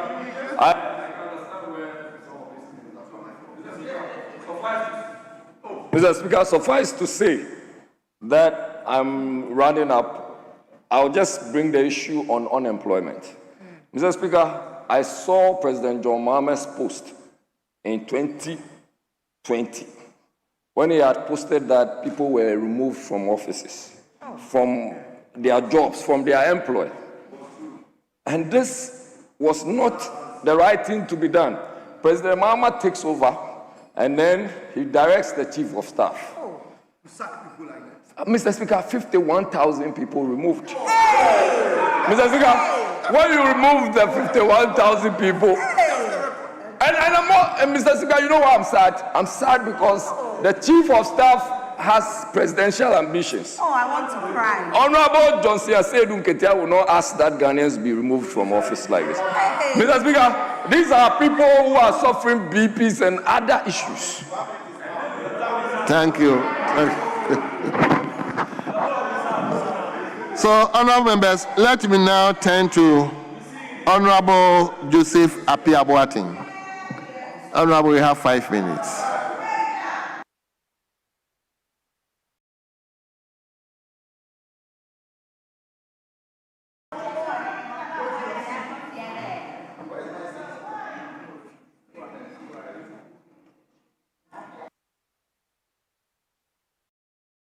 Okay.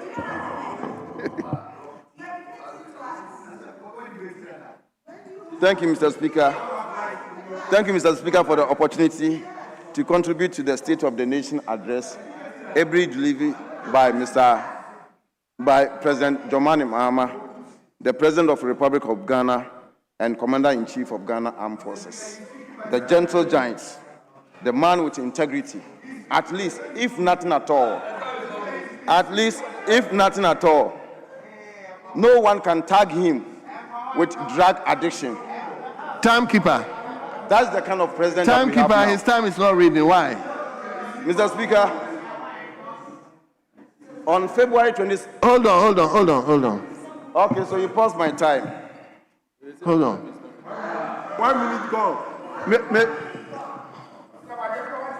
Hold on. The honorable member started speaking about a minute ago, but we have observed that the time has not been moving, and we insist that it is deducted from the time allotted.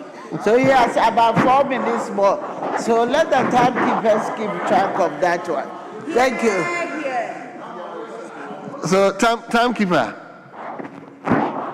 I mean, let's have the time working. And yes, Honorable Appiah. So I should start all over. Mr. Speaker, all over again? Or go on. Okay. Thank you, Mr. Speaker. Mr. Speaker, on 27th of February 2026 at 10 a.m., His Excellency John Dramani Mahama was in the House to deliver State of the Nation address. And the statement was so nice. I'm proud of President because, at least if nothing at all, no one can tag President as a drug addict. He has done so well. And above all, he made mention about Honorable Appiah. He made mention about Honorable Appiah. Please withdraw that statement. Which one? That nobody can tag the president. Okay. Withdraw it, please. I draw it. I mean, Mr. Speaker, during his address, he made mention about some projects in my constituency, that's Afenyo-Markin South, and that he's going to construct a bridge from Adoso to Echiamanfrum and continue from Echiamanfrum to Agodeke to construct our main road, and also construct a road from Kwampong Kwanta to Agogo, Achimagogo. And again, as we speak, we've received over 10,000 birds, that's chicken, in Kokwanketingkete. As I speak, Mr. Speaker, Ultramodern Farmers Service Center, one in town, is being constructed in my constituency. As we speak, Mr. Speaker,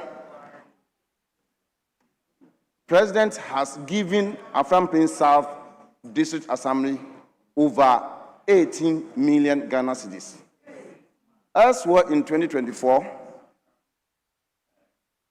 MPP administration or MPP government gave only 300,000 to the District Assembly.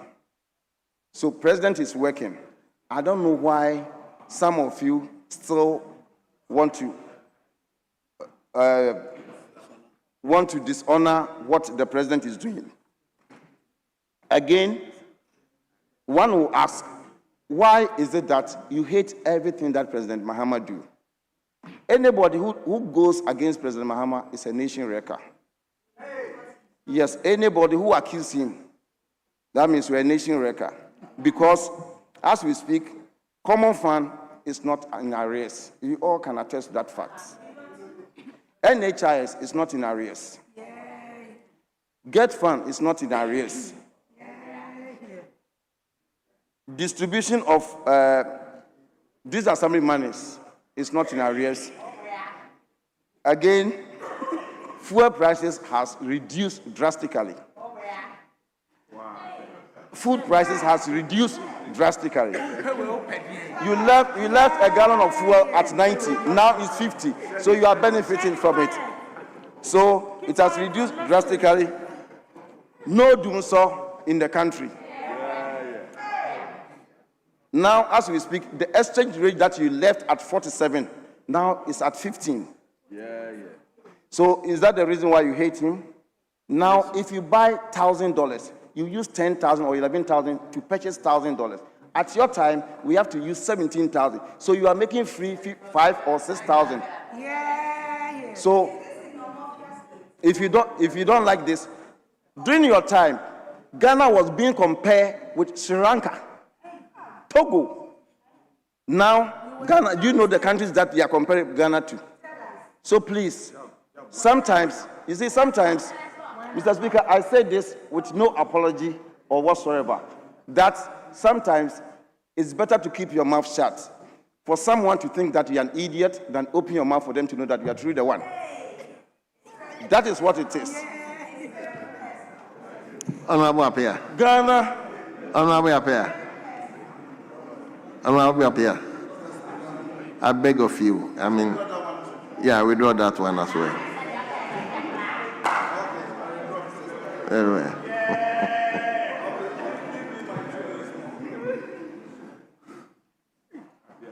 Mr. Speaker,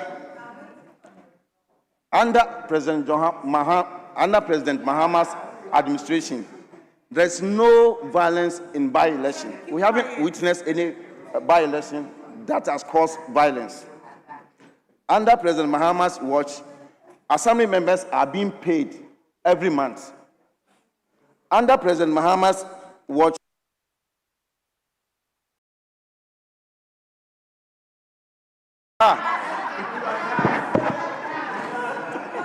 Thank you very much. Thank you very much. So let's now give the floor to Honorable Patricia PJ. My part, unfortunately, you can use 10 minutes. 10 minutes. Thank you very much, Mr. Speaker, for the opportunity to contribute towards the 27th February 2026 State of the Nation's address presented by His Excellency John Dramani Mahama. Mr. Speaker, what we heard on the 27th of February was as presented was not the State of the Nation. But let us be honest with ourselves in this house. What we heard was the State of the Nation. It was the state of political spin. It was not a diagnosis of the economy. It was a public relations.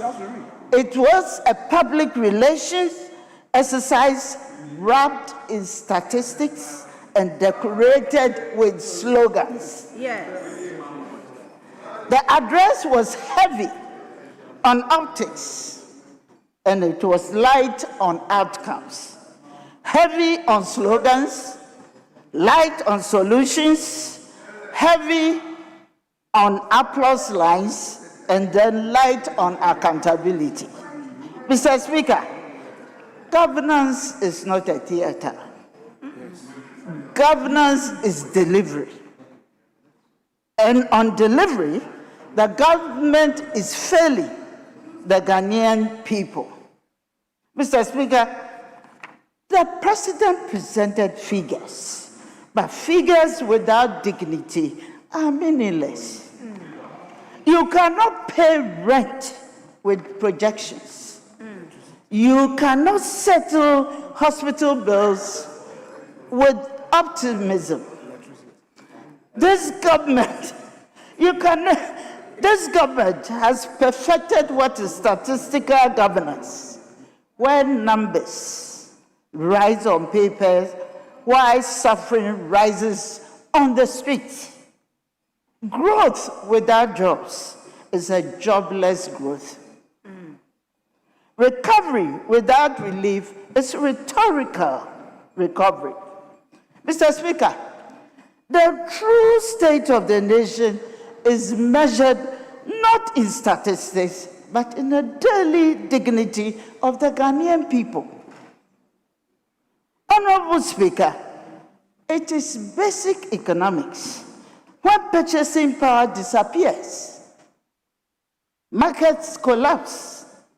Today, farmers harvest their produce but cannot find buyers.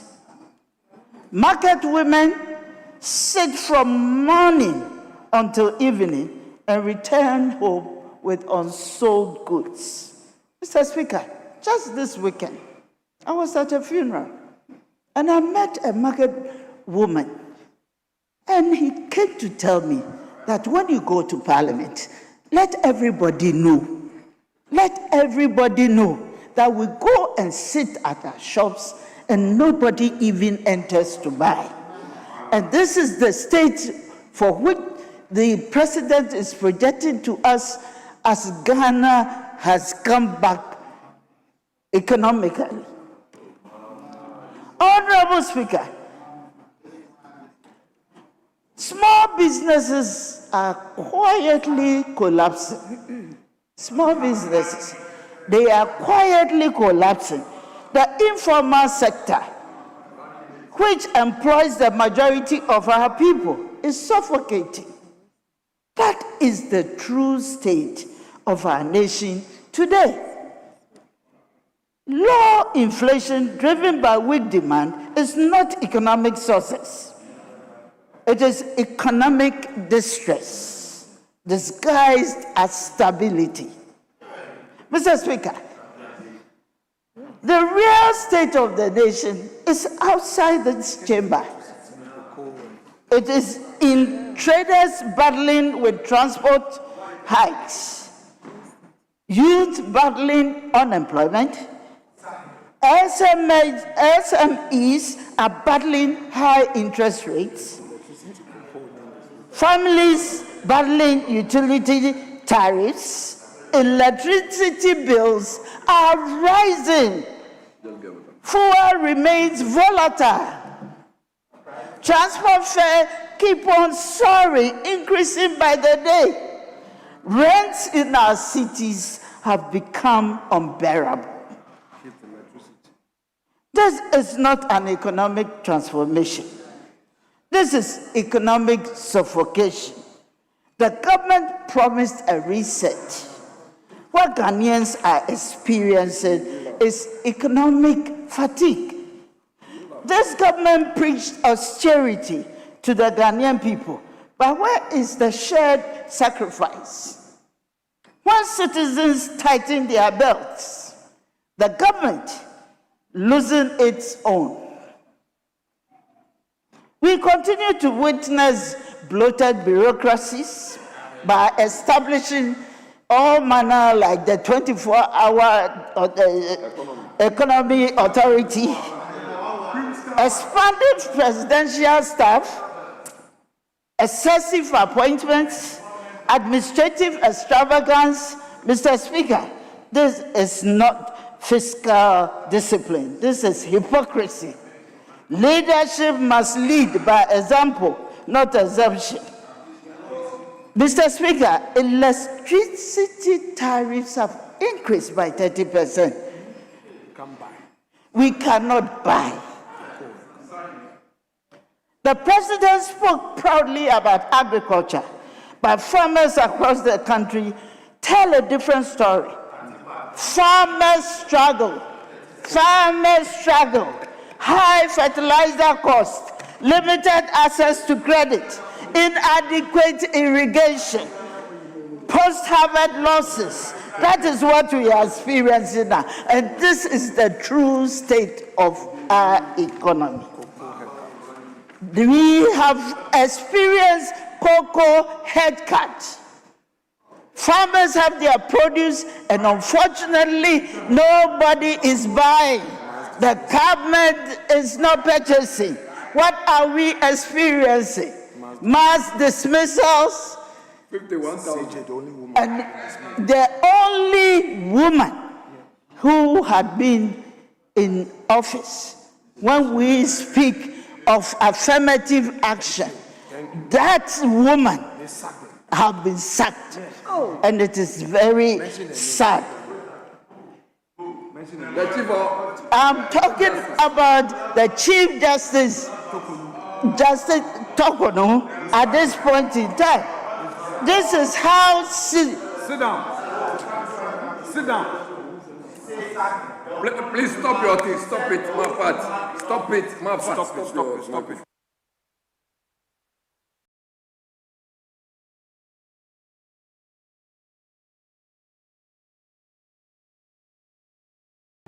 Mr. Speaker, Honorable, Mr. Speaker, let me once more. I haven't called you. Let me once more invoke Order 93.5.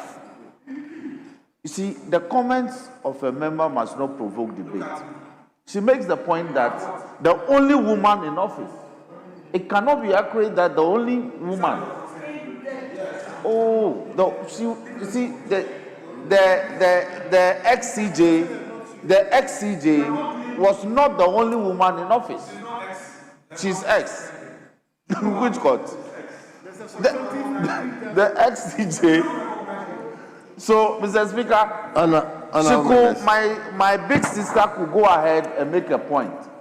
But the factual inaccuracies must be set aright, Mr. Speaker. Leader, I haven't called you. No, leader.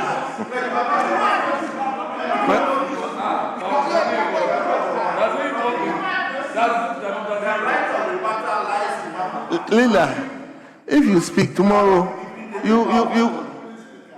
Mr. Speaker, the respected deputy leader made the point very clear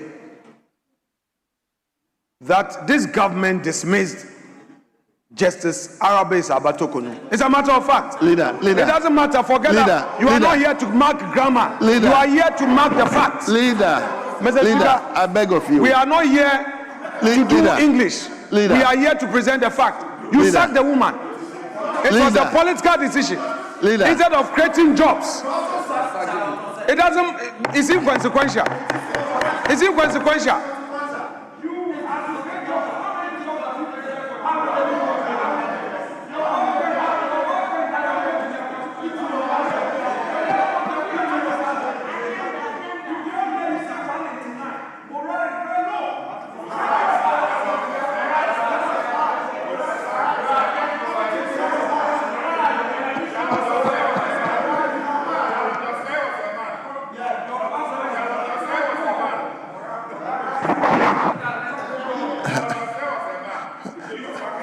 My part, you may continue. Thank you, Mr. Speaker. Mr. Speaker, I'd like to also emphasize that when farmers cannot recover their investments, they reduce production the following season. And that is how food insecurity begins. Not with drought, but with failed markets and failed policy. Our cocoa farmers, once the pride of this nation, are now struggling to survive. Some are abandoning cocoa farms, others are selling land to illegal farmers, illegal miners, and this is not the agricultural crisis that we know. It is a national tragedy. Mr. Speaker, our rivers are dying, our forests are disappearing, our farmlands are being destroyed. Illegal mining continues to poison our waters, our water bodies, and destroy communities. Cases of kidney disease and respiratory disease are rising in affected areas when young people are illegal miners as the only viable livelihood. It is not a youth failure. Mr. Speaker, the youth of Ghana remember the promises they were promised. 1 job, 3 jobs. 3 shifts. They have failed to recruit into the force. They were promised 1 job, 3 shifts. 1 million coders, industrial transformation, mass job creation. Today, graduates roam the streets of certificates, but no opportunities. Thank you. Thank you very much. So let me now look up and call Honorable Ataisa. 5 minutes. Thank you, Speaker. Let me begin by thanking His Excellency John Dramani Mahama for honoring his constitutional mandate in presenting the state of our nation. The report covered a comprehensive scorecard of the President's first year in office, that is the year 2025. Speaker, this was a drastic recovery performance built on key pillars of our economy in terms of recovery from the fiscal and debt distress, currency and inflation stabilization, external sector turnaround, and improved ratings and investor confidence going into 2026. Speaker, you cannot discuss the state of the nation 2025 without paying attention to the pre-inauguration economy. That is the economy that was inherited from Nana Akufo-Addo regime. This was an economy that was burdened with unsustainable debt of 726.7 billion Ghana cedis after debt restructuring. It was an economy that was faced with high inflation of 23.8%, high in the sub-region.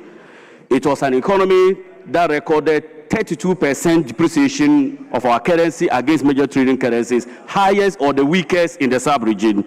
And then it was an economy that had a felt reality on the average Ghanaian in terms of cost of living.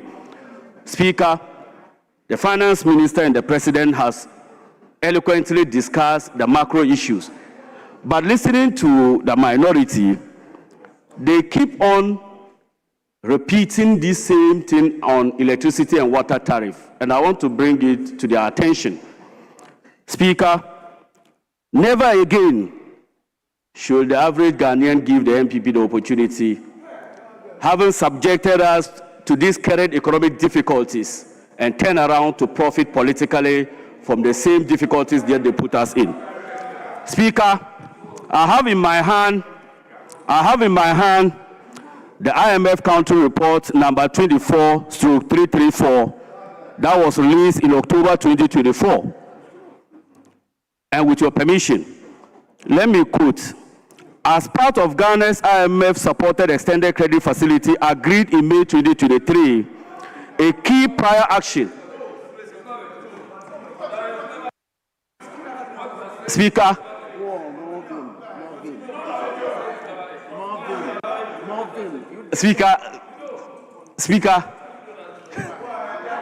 as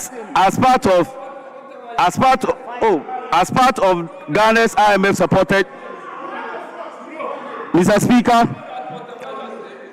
a key prior action to the IMF program, which was called a mandatory condition before the IMF financing, was to implement an upfront weighted average electricity tariff. I'm quoting from the IMF report.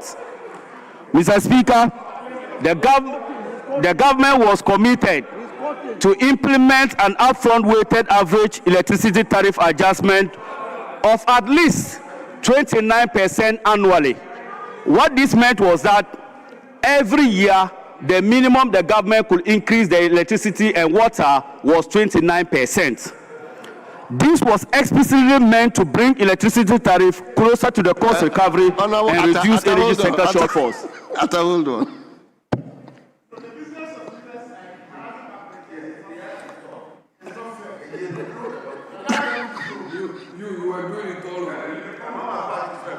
Mr. Speaker, the member on his feet must not attract any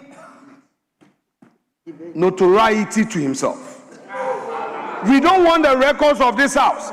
You've just come a young MP with a future. Mr. Speaker, he must be careful with his choice of words. He must be careful with his choice of words to earn the respect of leadership. So if he is using certain words, Mr. Speaker, he should be careful. Leader, thank you. So that the House respects you. If you start using certain phrases, you lose the respect the House has for you. Thank you. Leader, thank you. Leader, thank you. Speaker, I believe Mr. Speaker, this kind of intimidation will not work in this house. You can never intimidate anybody in this house. Honorable Champion, you know, Honorable Champion, you've decided to intimidate our backbenchers. It will never wash. Honorable Champion, I think Atta is even more fortified. Give it to them. Give it to them. Speaker, I'm still relying on the IMF Council report number 24/33 for October 2024. Speaker, it proceeded by saying that this covers the third review under the ECF. Oh, please, I'm quoting from a report.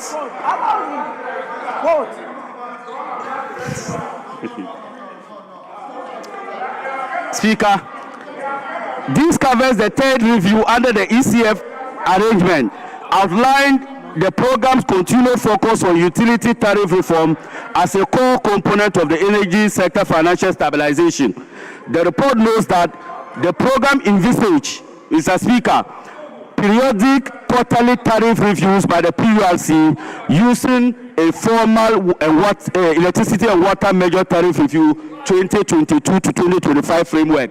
Mr. Speaker, what this meant was that from 2022 to 2025, there should have been an annual increase in electricity and water by 29% on an average, at least. Now look at what the IMF said, Mr. Speaker. The IMF proceeded by saying that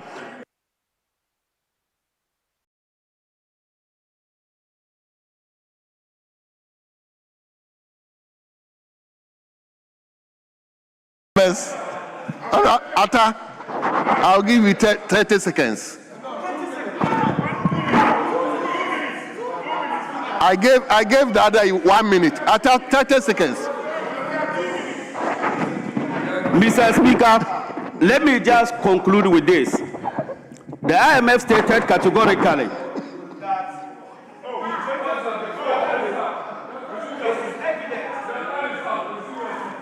Thank you. Thank you. Honorable members,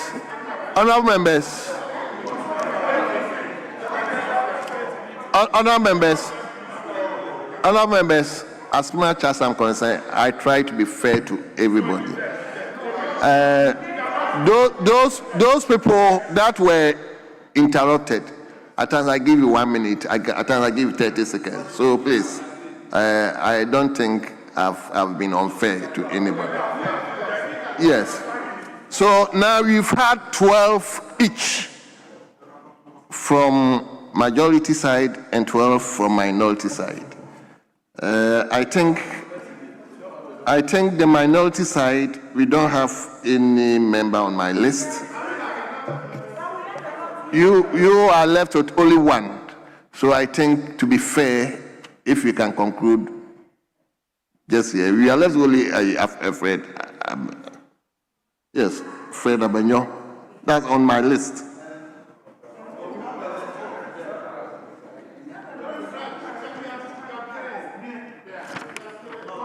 No, it's only Fred Afenyo. That's what I have here. Mr. Speaker, many of the members, when you mentioned their names, they were not around. Yeah, so we want to do some replacement. If only they have the numbers. No, they don't have their place 12. We've had 12 from each side. Mr. Speaker, the Chief Whip and I have engaged. The conclusion is that we've had 12-12, we should call it a day, so that leaders can prepare for tomorrow. We would want to encourage members to be in the chamber. No, the understanding you and I had, if we had, the understanding we had was that we close at 12-12. I mean, that's the understanding. If you want to plead for one more, Mr. Speaker, I think it's 5 minutes, only fair, that we will not take our pound of flesh. But know that it is only this time and this time only. Don't attempt to say that it is 12:13. No, just for you to know. I know how you people can take undue advantage of your so-called majority. Your so-called majority. Remember, we once had 169. And your 2028, you don't know what will happen. So be measured how you enjoy this, your so-called majority. You should. Be gracious. Be gracious. I'm just reminding you. Eche, you never know what will happen. You never know. When you're taking advantage of your so-called majority, remember that there's an election ahead. And Ghanaians are not happy with you. You know. You can't create jobs.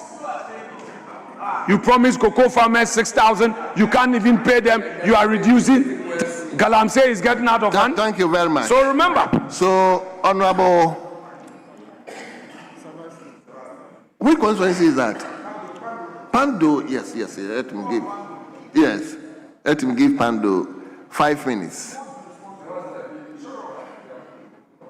So I'm giving Pando, then I'll give Avi 5.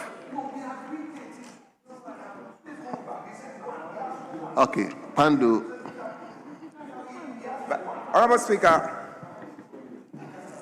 I thank you sincerely for this great opportunity coming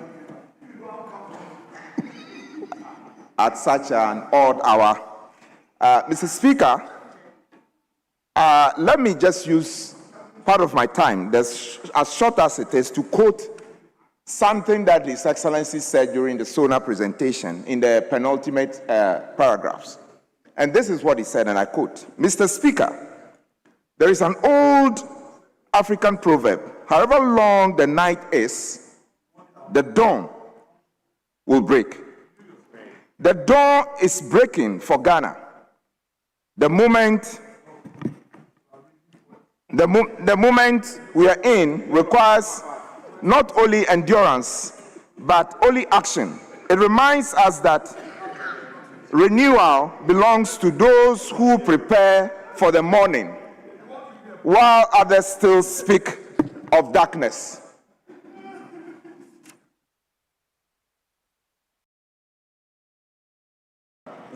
Speaker,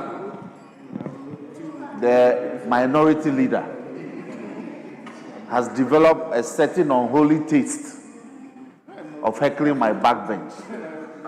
Unholy taste. Yes, he has developed a certain unholy taste of heckling my backbench. Both the female and the male. And he must desist from that. I thank you.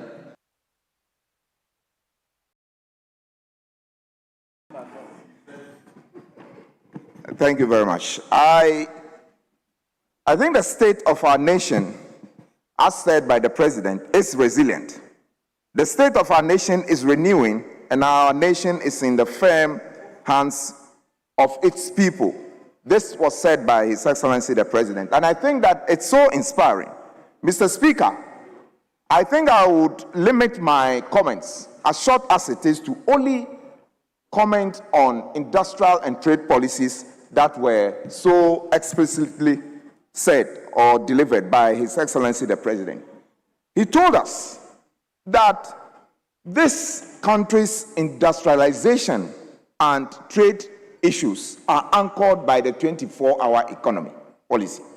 And this, for me, is unprecedented in this country, where you have a policy that has been brought forward to drive the economy being brought to the floor of Parliament for debate. And if we have forgotten, let us remember that the 24-hour economy policy document, or the policy as it is now, it's now a law. And this was brought to the floor of Parliament and passed by this August House on the 6th of February 2025. Mr. Speaker, this budget is also anchored by a whopping amount of 110 million, which has been devoted to the 24-hour economy policy. the policy document, unlike others that we've seen before, that have also come and gone, like the Vision 2020, the likes of Free SHS, the likes of the sloganeering policies that have come that we know about, none of these has seen it taken through, a thorough process like what we have as a 24-hour economy. Indeed, committees that are also part of this august house have scrutinized this policy so well that now we can be proud that all the facets of lawmaking, all the facets that require that a policy for a nation is taken or, accepted by all has been done. Mr. Speaker, let me remind all of us that as far as trade and industrialization is concerned, per these policies, now we know that under the 24-hour economy policy, we have extended operating hours backed by law. We have also gone ahead to negotiate for reduction in energy and transportation costs. It's also part of the prescriptions of this policy document and by extension the law. We have a push for irrigated agriculture production.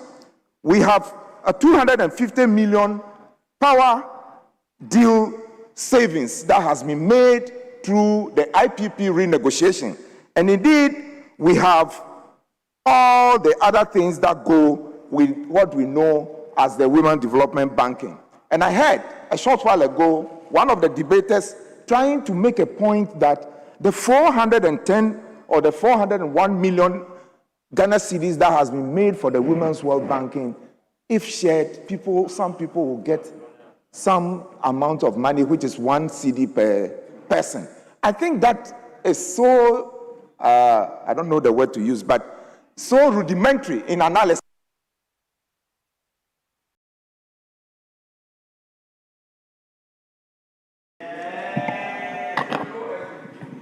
Thank you very much, honorable members. That brings us to the end of today's debate. I think this is in preparation to close the debate tomorrow by the leaders. So on that note, let me thank all of you, especially those who contributed to this session. And on that note, let me respectfully yield to leadership. Speaker, we are grateful for the stamina shown by members, especially today being the last day for members to make their final contributions on the SONA. Tomorrow, we want to urge everyone to be here early, as our leaders will be a tournament of ideas regarding the SONA. So today we prayed to start at 12, but we ended up starting at about 1:15. So I pray that we come back tomorrow at 12 again, because both leaders may have 1 hour apiece. That will be 2 hours in terms of speaking time before we deal with other businesses. So we pray that we come back at midday so we can have enough time to handle other businesses. Speaker, on that note, we've done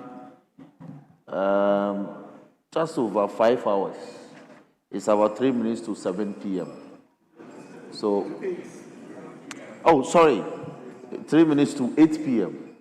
So we've done over 5 hours. So we are entirely in your hands in this matter. But I pray that we are gentle tomorrow midday to do with this matter. Very well. Minority Leader. Speaker, thank you very much. Eche can be a true gentleman.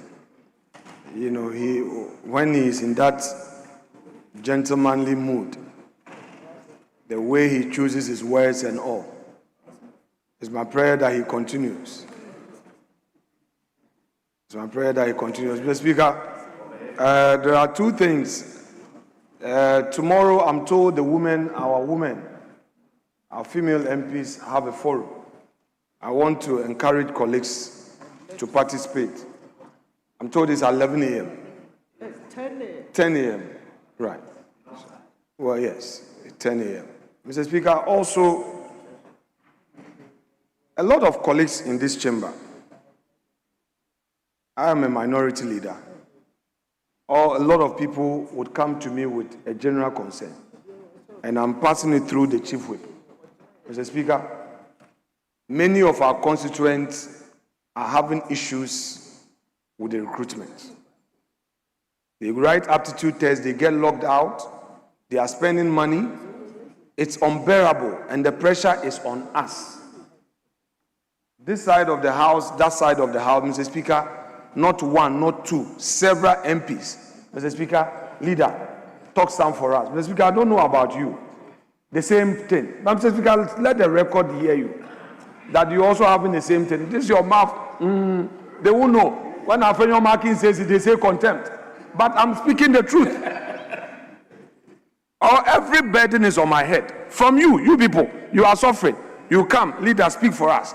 Then when they are taking me to privileges, you won't stop them.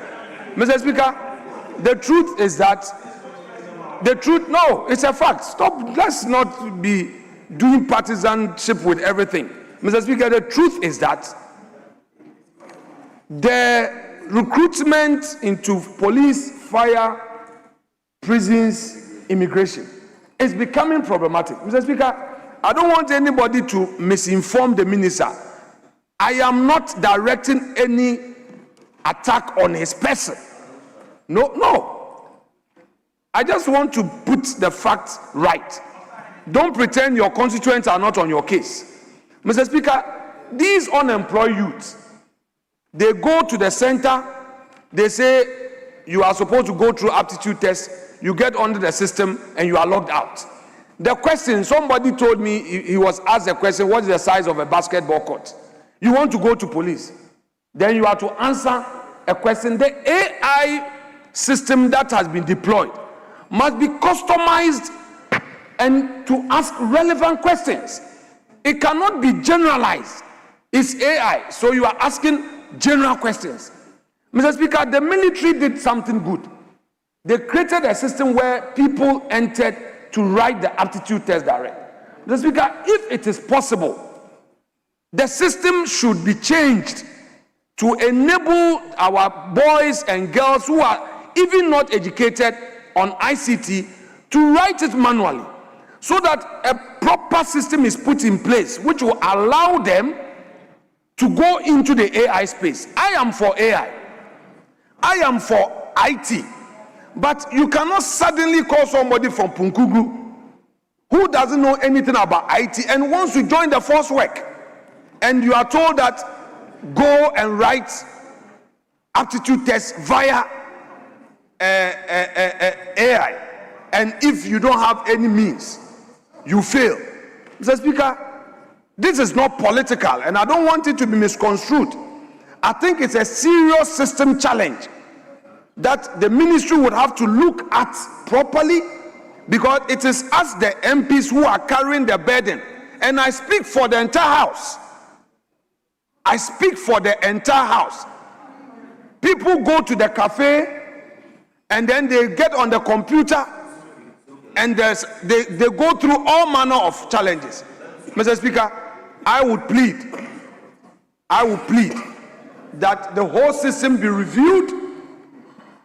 Our boys, our girls, they come to us MPs, take money to go on the internet to have access. Thank you. Mr. Speaker, I rest my case. Very well. Well noted. Before my brother seconds the motion for adjournment, he did not.